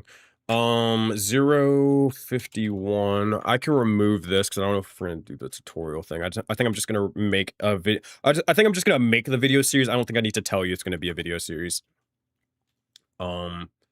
Remove the hey, this is gonna be a video series. A video series thing from the intro with YouTube editor. All right, cool. Your part down one by one. So let's start with the first thing that matters the most. When you join Aurora, what actually happens? How do we onboard people? How does questing work? And how do we make this thing actually feel like an MMO instead of just calling it one? So chapter 1, what Aurora actually feels like when you join. So when people hear D&D MMO, I know that can sound fake or confusing, so let me explain it plainly. Starting with what matters most, what actually happens when you join. So in a lot of online D&D spaces, and honestly some MMOs too, you get dropped in, get hit with 900 years of lore, or none at all, and either way you still feel left behind. So like, you feel as if you need to rush just to catch up to the cool stuff along with your friends instead of actually enjoying what's in front of you. Aurora is trying to fix that. See, new players don't just get thrown into the deep end. You start in our onboarding area, Seraph Prime, sometimes called Seraph Island or whatever place we decide for that season. Regardless, that's the starter zone. See, new players are going to join in waves almost like a class, and for that beginning period, you're mostly playing with other new players so everybody can kind of learn Aurora and how it works together. And you're not going to be doing that alone either. We have a dedicated team helping guide people through it. And veteran players actually help step in too. See, sometimes they actually make new characters to play alongside the next generation of players. This is all still accurate so veteran far. Players have been around long enough and they've made a big enough mark on the world, they actually come back as older characters and act as quest givers, mentors, or important people in the setting, which is sick because now the people who were once new are part of what makes the world feel alive for the people coming in after them. So once you spent those first couple of months getting your footing and making friends and building your character, you eventually get pushed out into the wider West marches with way more confidence and way less confusion. And by then, cool. The next wave of players is already starting. It's still accurate. You. And I'm that's glad. a huge part of why Aurora feels more alive than a normal one-table campaign. See, there's always a next generation of heroes coming in. I remember this.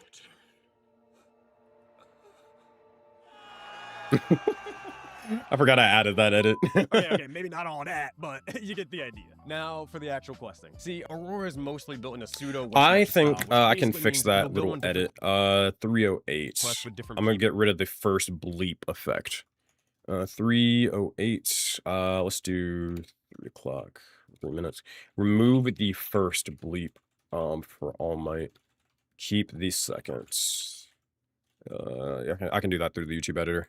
Explore different parts of the world and tackle different objectives depending on what's happening. And the cool part is that the world remembers all of that stuff, from the items that you find to the people that you interact with, all of it. Sometimes you're the first people to discover something. Sometimes you return to a place adventurers visited years ago, and now you're dealing with the consequences of what they did back then. See, in Aurora, what happens in a text RP or a random quest, a raid, a campaign, or a world event, it doesn't just disappear because the session ended or the campaign got canceled. No, we don't do that here. The world is persistent, so your character is stepping into something that already has history. And if you stay around long enough, you become part of that history too. But let me help you out. For people who want more of a consistent party and more of that long-term focused campaign where everything's more consistent, that's where campaigns mode comes in. See, it's closer to that traditional home game feel, but it's still connected to the wider Aurora universe. And beyond just some quests, Aurora has a bunch of other gameplay loops depending on how much time you really want to put into it. So if you only have a little bit of time, cool, you're good. You can mostly just focus on playing D&D, going on quests, or maybe just signing up for a campaign and then being done with it. But if you got more time and you really want the MMO side of Aurora,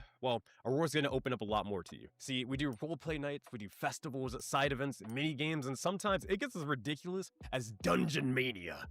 Okay, that was a little dramatic, but it's basically Aurora's D&D spoof of WWE WrestleMania. And if you think that's stupid, well, it doesn't matter what you think. I forgot about that edit. I edited this video like 4 months ago, man. See, they might open up a shop, they might be a criminal, they might Wonder if Project is here to see that. Whatever. They might make some money in the downtime systems that we made. And that's the big thing.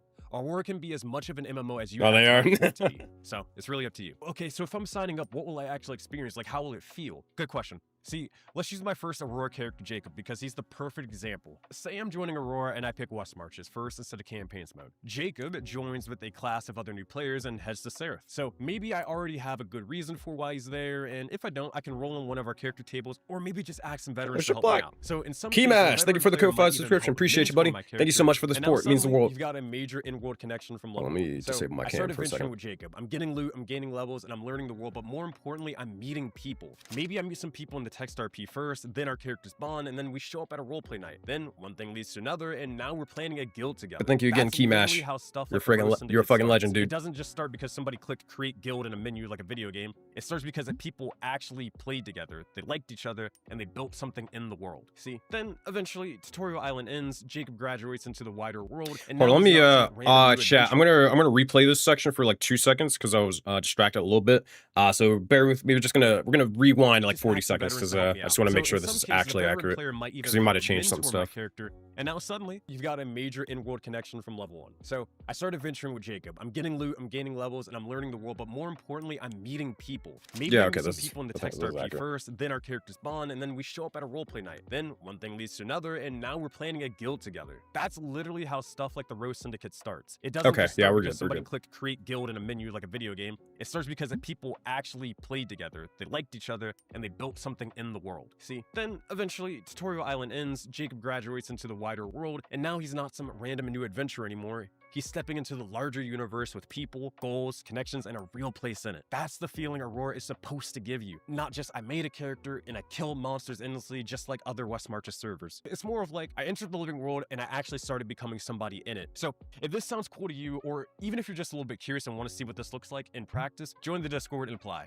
Apply now though, because there's a waitlist, and that's exactly why you don't want to be the person who says, I'll do it later, because then it fills up and now you're waiting months for the next group. And also, if you're a DM, artist, world builder, or someone who loves lore, or just somebody who likes to help build cool stuff, we actually need a bunch of those people too. So jump on in. Chapter 2. Oh shit, I got a fucking CTA for staff in there? Oh my god. Yo, chat. One thing that I struggle with that I keep fucking forgetting for the longest time is I keep forgetting to actually just like,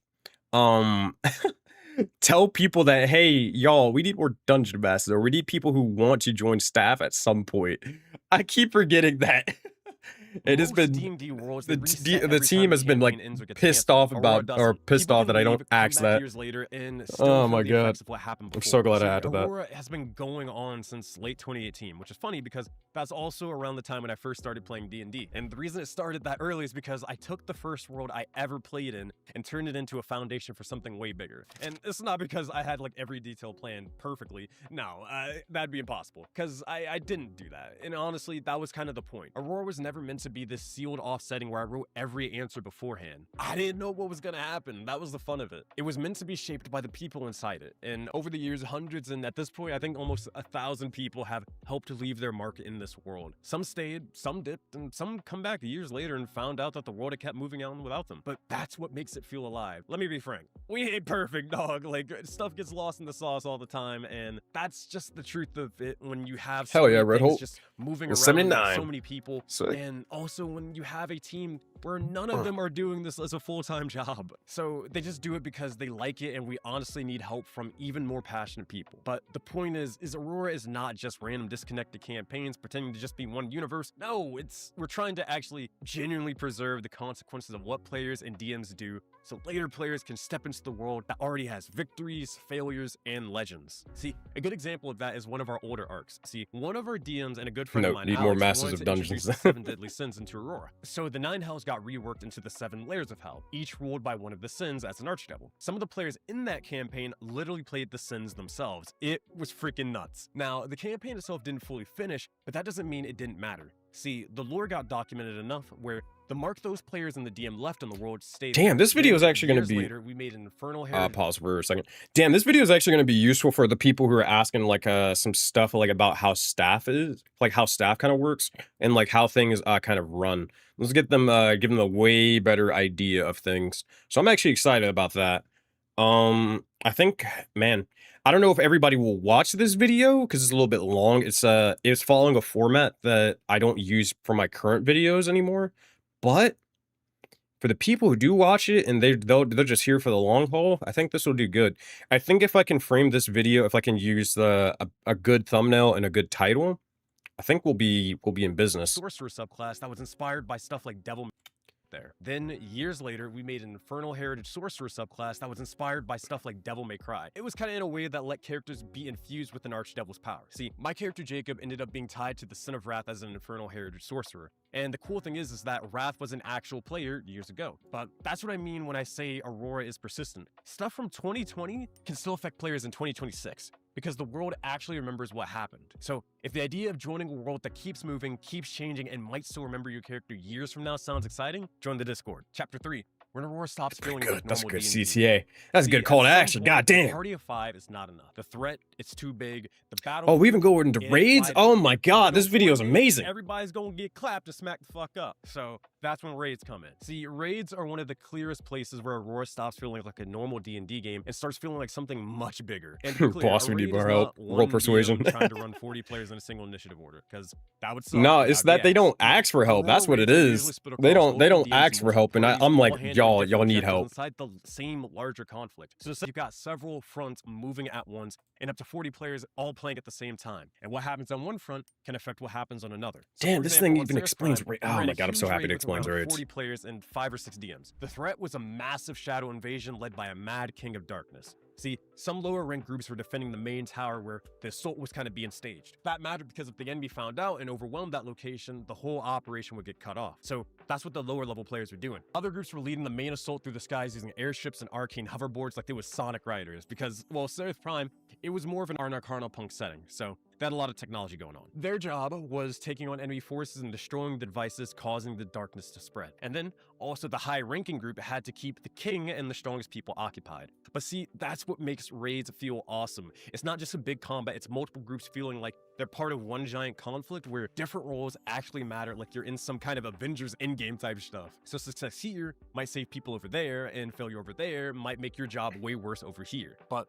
because raids are difficult and teamwork heavy, they create some of the strongest shared memories in the game. See, you're forced to rely on people, and because of that, you see other characters pull off some crazy stuff. So you might end up making friends under pressure because death feels more real and the stakes feel higher. And that's also another huge part of why Aurora feels bigger than normal D&D, because sometimes that threat is actually too big for one group, so the game has to scale up to meet all of this in a big way. So if you want the kind of D&D where giant world threats actually require multiple parties, multiple DMs, and real coordination, join the Discord and get yourself in the next wave before the next big raid. Chapter 4. Okay, cool, this is hype, this is awesome, but is this actually real? And that's a fair We've question. had this question Short so many version is times. Yes, we've been doing this for several years, but it only works because there's actually a real back end and team behind it. See, the thing is, like, man, Aurora is still a passion project. I personally pay out of pocket for a lot of this stuff, and I try to be extremely transparent and honest about everything as I'm building it. I try to be honest, and I am actually making a video series documenting the world's entire creation. You can find that video here along with the end game of what we want Aurora to be. Okay. To be more I was like, I hope I link it. Recording, That would we can only suck. afford to pay really our artists, our campaigns mode team, and that's really it. See, the dream is to eventually make this sustainable enough that way more of the team can do TTRPG work full time. Why the fuck didn't I upload this video already? That's just one of our goals. I'm so bad I didn't upload this video The yet. goal is I'm building a D&D setting big enough to become a movie or video At the game, very and least, I I'm can not make gonna build shorts it from alone. this. See, I'm gonna instead throw of this doing video the in dream of what most shorts dungeon right now. masters do and just A take clipper. their own homebrew setting, put it on Kickstarter, and pray that people like it after they fleshed it out, no, we're not doing any of that. I'm doing the opposite. I'm gonna let Oh, thousands I need of to make it players and dungeon unlisted. masters Okay, I'll build do it that in a with minute. me by actually living in it, playing in it, and shaping what becomes canon first. And then, if it's good enough, it's gonna turn to a setting book, a video game, or eventually a movie you watch in theaters like Markiplier's movie. And I've had that dream since 2023, and I want you to help the Project Aurora team accomplish it and make it real. That said, this is not just me in some dusty-ass Discord server saying, hey bro, trust me, I got you. Yeah, no. We have lore scribes who document world info and help keep things consistent. We have player managers who answer questions and help people get involved. We have DMs running quests every single damn day. We have campaign mode DMs running long form stories. We have a constant expansion team building new stuff for the player base. And also on a note for that constant expansion team, the constant expansion team, they help build new stuff for the player base, but they actually have helped make over 60 pieces of homebrew content across spells, species, subclasses, feats, items, and more. But on top of that, we also had to build actual systems to make all of this function over time. We had to rework the entire D&D progression and loot system, so level 1 characters are not constantly running around next to level 12 demigods, so that would be stupid. In the game, We made systems where money matters because your character shouldn't only make gold by stabbing things. You can instead work jobs, craft, run shops, do crimes, fight in pits, trade with people, whatever. It's a lot, but that's how you can build an actual place for yourself in the world. Out of game though, you might be wondering, is Aurora pay to play? Oh, Aurora is free to play. So Aurora is free to get into. And when I mean free to get into, I mean it's free from start to finish. You don't have to spend any money unless you feel compelled to, whatever. But we also have paid options for people who want a little bit of extra flexibility or just want to support the project. But one thing we make sure is that we don't want this turned into some pay-to-win nonsense. That's stupid. But if you join the West Marches, you can literally get in and play for free from level 1 through 12. There's no like trial period. You just play the whole thing and you can just enjoy yourself. If you want to join campaigns mode and you want that more structured path, then that's going to be actually cost a little bit of money. If you want that consistency from the same DM, the same party, all that stuff. So it's a different lane, but it's the same universe. And on top of that, Aurora works because people actually stick around and build stuff. Going more to the social side, there's roleplay spaces, voice chats, community events, guilds, factions, and all the little interactions that make an online world feel alive instead of just More like a Discord, anything but dusty at this point, more like a fucking banquet. Here because they genuinely love this place, even though we are just a bunch of little shits, but we have fun here. So when I say Aurora is ambitious but real, that's what I mean. Not just cool ideas, actual systems, staff, players, and history, and actual proof that this thing has been functioning for years. So chapter 5, why is this only the beginning? Honestly, this video is still just the overview. I've only covered so much stuff, and I haven't really gotten into weeds of everything, but that's kind of on purpose, because if I tried to explain every moving part of Aurora in one video, we'd literally be here forever, and this video is already long as hell, so the point of the video was to answer the main question in plain English. What is Project Aurora, and how does it feel like playing it? So to answer it again, it's a long-running D&D universe built to feel bigger, more alive, and more persistent than a normal campaign that gets canceled because of scheduling issues. You're starting a guided onboarding experience with other new players, grow into a wider world that remembers what people do, go on quests with different groups, build relationships and factions over time, and sometimes get thrown into a giant multi-party raid when the time calls for it. Underneath all that, there's actual structure holding it all up. One single Turkish engineer with insomnia. You know what that means later. But this is the overview. I forgot about that bit. Breaking down each major part one by one. Oh man, I forgot about that bit. Out and finish before you make your move. By then, the world's going to be completely different, and it's going to keep on moving on. So it's time to leave your mark today, or whenever the waitlist opens up for you. All right, bye. That's awesome. All right. Oh man. All right.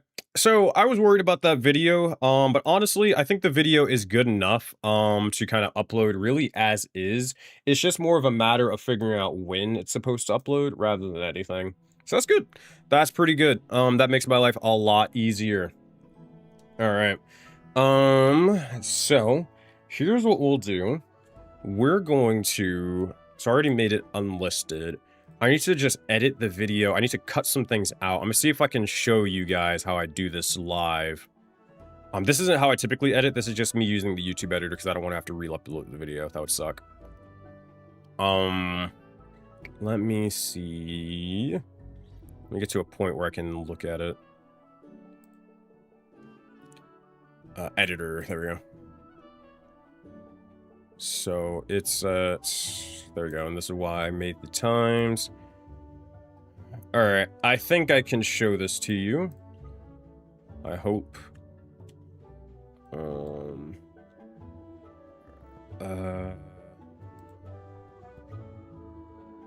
I'm going to remove this ad break. Can I do that? There we go, edit mid-roll ad. I don't want this one so early. There we go. We'll add another one here. Actually, I don't fucking care. Whatever, we'll keep these two, and then I need to go to the other parts. So 51 seconds in. Save changes, trim and cut, there we go. So 51 seconds in, give or take. And why people get so invested into it, and why this is only the beginning. Because Project Aurora, it's big, like way too big to explain perfectly in one video. So this video is actually going to be the overview. Think of this kind of like as the intro of a...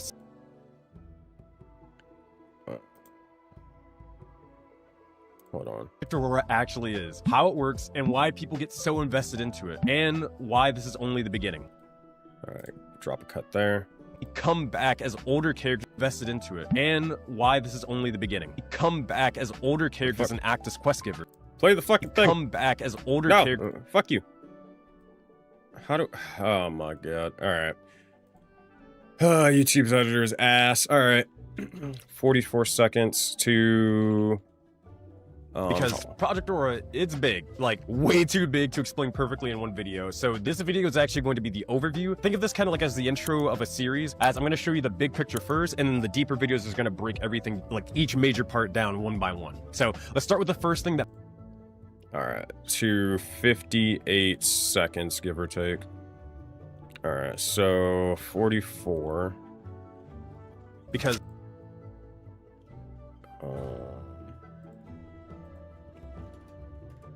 New cut, bam, and then 58 seconds.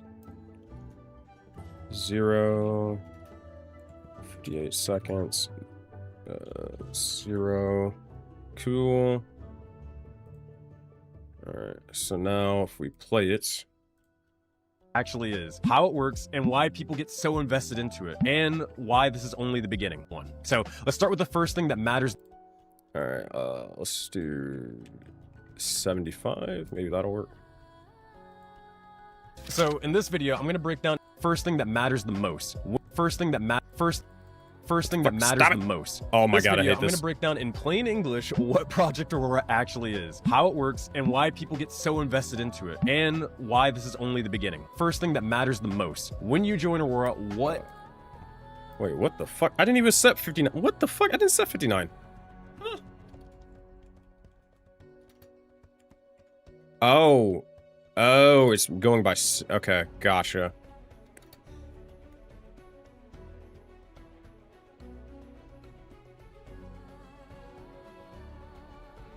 economies and hundreds of characters all leaving the Sorry, Marvel I'm having to world. repeat this So over and in this over again, video, but this I'm going to is break happening. down in plain English what Project Aurora actually is, how it works, and why people get so invested into it, and why this is only the beginning. With the first thing that matters the most. When you join Aurora, what actually happened? I think we can do 8. We'll do 40. This will be the last one. If it doesn't work, then I'm just gonna say fuck it. So in this video, I'm going to break down in plain English I'll just skip to this. 42. why this is only the beginning. Let's start with the first thing that matters the most. When you join Aurora, what All right, actually perfect. happens? We got it. Cool. And then we need one more cut as well. It's like right here. Yeah, it's like right here. See, there's always a next generation of heroes coming in. All right, so we're gonna cut right about here. New cut. And then we're gonna cut right there. Let's get like 2. Your West marches with way more confidence and way less confusion. And by then, the next wave of players is already starting up behind you. And that's a huge part of why Aurora feels more alive than a normal one-table campaign. See, there's always a next generation of heroes. Whoa. Let's do 1. And then, damn. This thing is like cut up super weird. I might just have to leave it in. Yeah, I might just have to leave it in for the edit. That sucks, but it is what it is. Heroes coming in. And then the next wave of players is already starting up behind you. And that's a huge part of why Aurora feels more alive than a normal one-table campaign. See, there's always a next generation of heroes coming in. It shortens it. It's better than nothing. Fuck it. Alright, it shortens it. I'll take it. We're gonna save that. Yep, I acknowledge the changes are permanent. Now we're gonna go back to here. Oop. So I don't leak anything. Alright, I think we're good. Alright, so let's close out of this. And then we can go back to here. Alright, y'all. That is what we got. Alright, so we got about, I'll say, 10 more minutes, and then... Well, I kind of want to link you guys the, We'll stream for like, 10 more minutes, like maybe 12-ish minutes, because we're going to have that video drop at 12, and I'm just going to send you guys all over to that video. If you want to have it kind of set up in the background for when it goes live, go check it out here. Where is it? I'm going to drop this on Restream so both channels can see it. Okay. Let's see what we got here.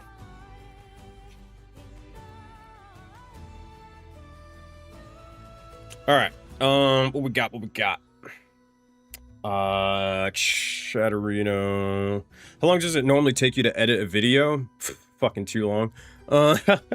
It depends. I don't edit every last one of my videos, but I try to edit mostly everything. Basically, what we do is what I'll do is I will, how do I put this? Hold on one second. I gotta do something.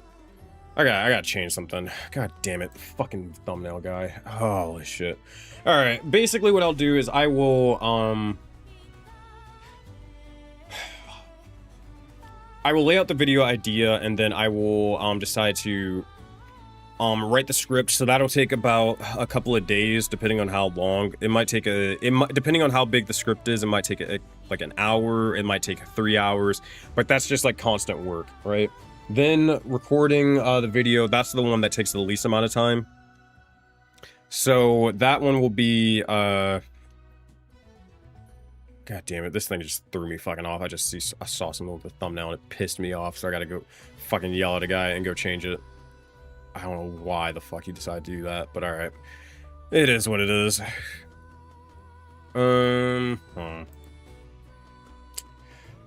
Sorry, that just tilted the hell on me.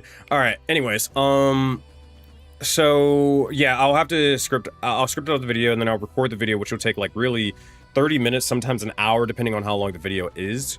Then editing the video, sitting down to edit it, I'll have to go through like 5 different revisions, which will take at least like about 6 hours or so.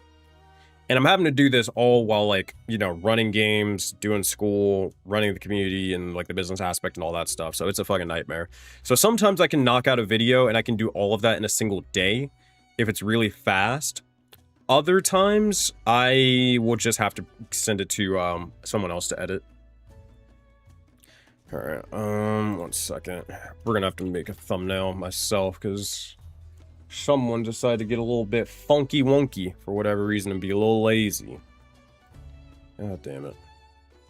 I hope I saved it. I don't think I did. I don't think I saved the concept thingy.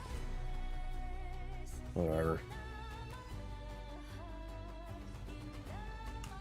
One moment. But yeah, in the meanwhile, we're gonna be answering just questions and kind of hanging out for the last little while. I got you guys here. I'll see if I can upload, or I can work on Krita to show you what I want to do for this. I'm not good at making thumbnails at all. I'm not. I have a thumbnail guy who typically does stuff, but I had to outsource the thumbnail this time. Is the 9th your birthday or Aurora's? Neither. So the 10th is my birthday. Aurora's birthday? I have no idea when Aurora's birthday is. I know it's like sometime in like October or something, or September 2023, or not 2023, 2018, something like that. Come on, Krita, I believe in you. You can open. You got this, man. Damn it, is struggling. Let me close it out and open it back up. Come on.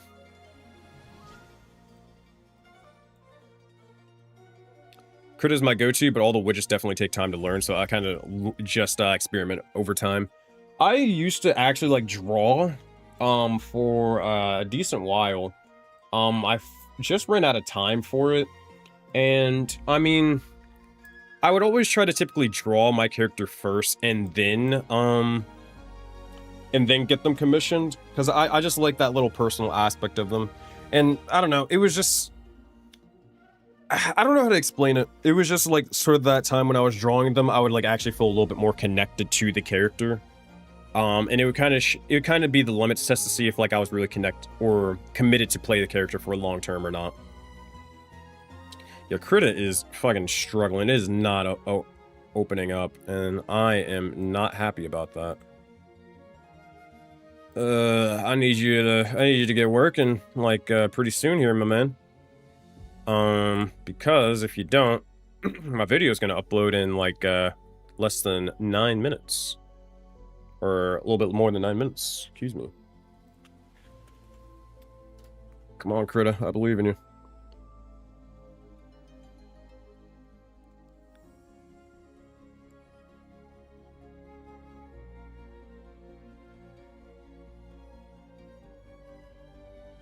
Come on, come on, come on. Doesn't feel right until you've drawn it out yourself. Yeah, you know, I don't know. It's weird. I get it, but it's kind of just how I feel. How about this? Let's do.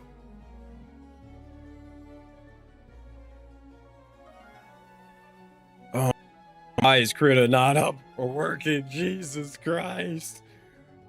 Load, damn you, load! Ah. God damn it. Oh, wait. We might be in business. We might be good. I think it's about to load. Thumbnail any percent. Here we go. You're telling me, man. Let's go. We're in it. Alrighty. That's a PNG. Alright, let's use this. Okay. Rock and roll, chat. We gotta fucking remake this thumbnail ourselves because the editor decided to use some fucking AI for whatever dumbass fucking reason. So, we gotta fix it ourselves. I don't know why the fuck he decided to use it, but here we are. Let's get some assets here. Alright, I have the art that I want to use. The good news is I basically designed the thing. I designed the thumbnail concept myself and then gave it to them to be able to fix it up. And they did not, in fact, fix it up. They, in fact, made it worse.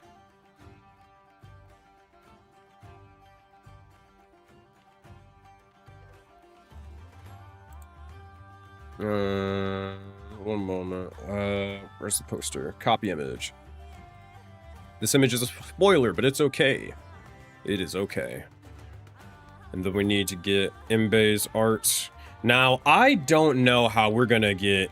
Oh, boy. I don't know how we're gonna get Mbe's artwork in here, but we're gonna try our damnedest.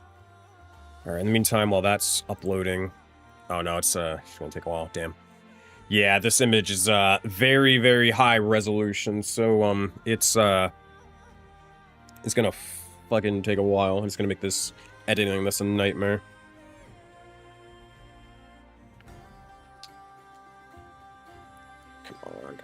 Come on, damn it! Did it upload? What the fuck? Alright, man. It did not want to upload for some reason. Oh my god, my computer's going fucking insane. It is taking forever to do anything. Not even Discord's working, really. Curse the sleep schedule. What I miss? Man, you missed the whole damn stream, Polo. You missed the whole damn stream. Unfortunate. God damn, yeah, Discord's fucked. Alright. Here, let's just do what we can. Whoa, what the fuck? South Island. Let's do trailer. I think it's this one. No. Trying to find the there we go. This is the font. Alright, and then we need this. Thinking this. Sure. And then we need to do this over here. Gotta make it white. We need to make it square. Let's see how thick this is. That's too fucking thick. There we go. Let's try that again.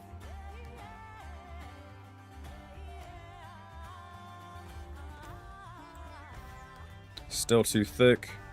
Let's try for 10.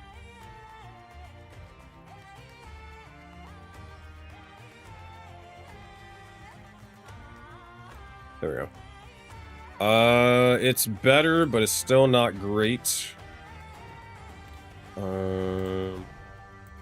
Sweet, a little bit more condensed. This is also not the font that I used. I just realized that. I thought it was, but it's not. Shit. Alright, alright, let's see what we can do. There we go. I think it's this one. Yeah, this is the one. Okay, cool.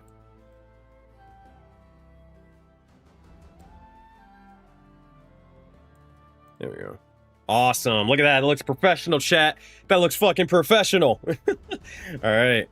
Now we're gonna save this as... We're gonna throw a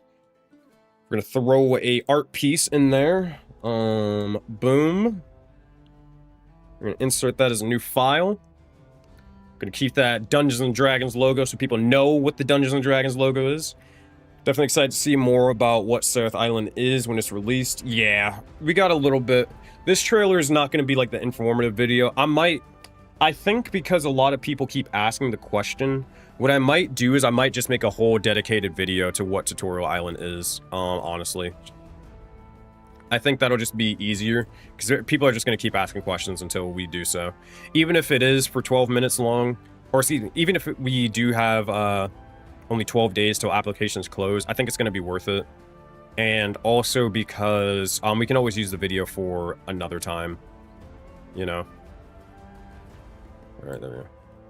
Alright, cool.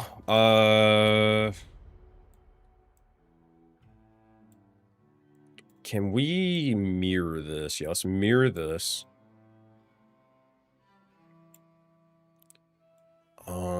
Let's remove this. Oh, no, we have some random text here that is still here. Vector layer.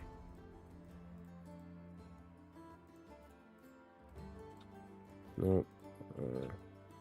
There we go. Cool. Alright, now let's go back to this. Let's see if we can make this a little bit smaller.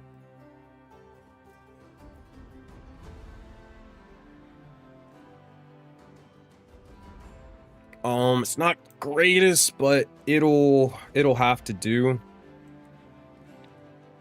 It's definitely not the greatest thumbnail we've ever had, but it's fine.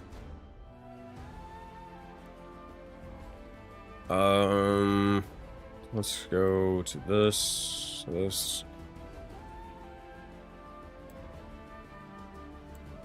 What the fuck? Oh, oops. That's white. We need black.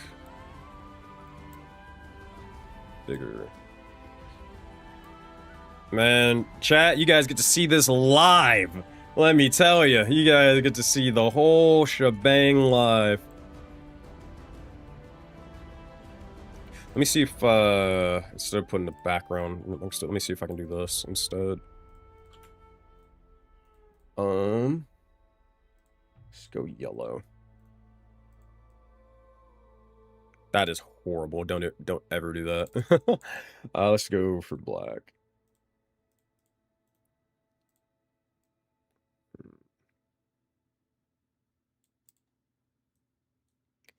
I mean, this isn't bad. Fuck it. It's fine. Again, this isn't supposed to be the video that's supposed to bring in 10,000 people. You know, it's fine. Alright, bam. Let's do that. Cool. Alright, that's just gonna have to be what it's gonna be. We have literally 3 minutes till we have to upload this video, so let's go. Alright, Tutorial Island video. I can't spell tutorial, I can't spell island. I'm just trying to get this fucking bullshit AI-ass thumbnail that this fucking editor decided to put on my shit out of here. Alright. Haha. Thumbnail. Edit. Remove. No. Remove. Change. There we go. Home.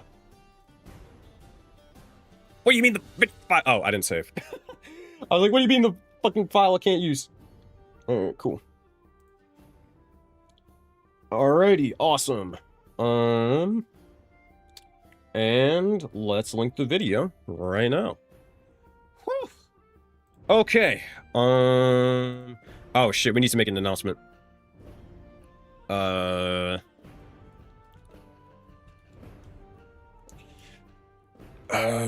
Wants to join Aurora. PA official players and staff. Seraph Island.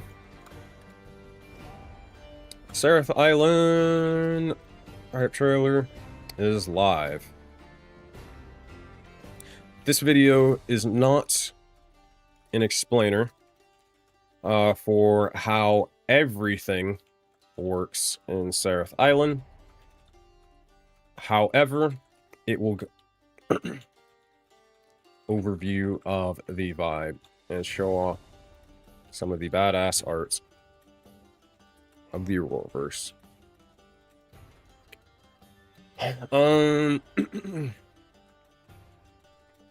Go live August 1st at 12 p.m. EST. Okay, cool. Video link. Alright, and then I need I need the announcement. I know I'm not paying attention to chat too much. I'm sorry, y'all. I'm just trying to hurry up and get this out. Alright, where are we at?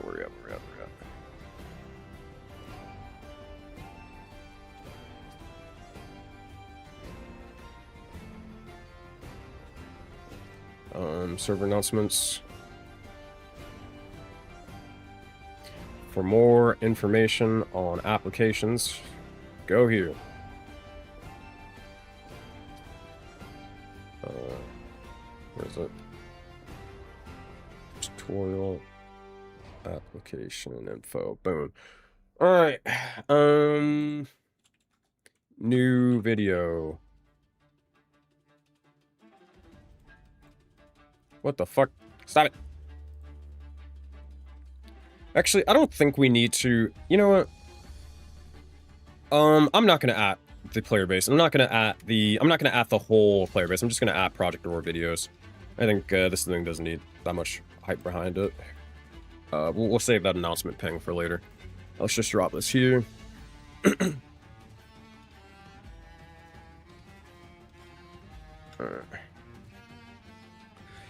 Alright, there it is. Okay, whew! We did it right on the buzzer beater, baby! Alright. Everybody, please, go, watch that video. Go, watch that video now. I'm not going to display it live because I want to be able to count the viewership from you guys. So go watch the video right now. We're gonna get ready to close out stream. Thank you guys again for watching. Appreciate you guys for dealing with my random bullshit. And I will see you guys when I see you guys. Peace. All right. I'll see you on the other side, y'all.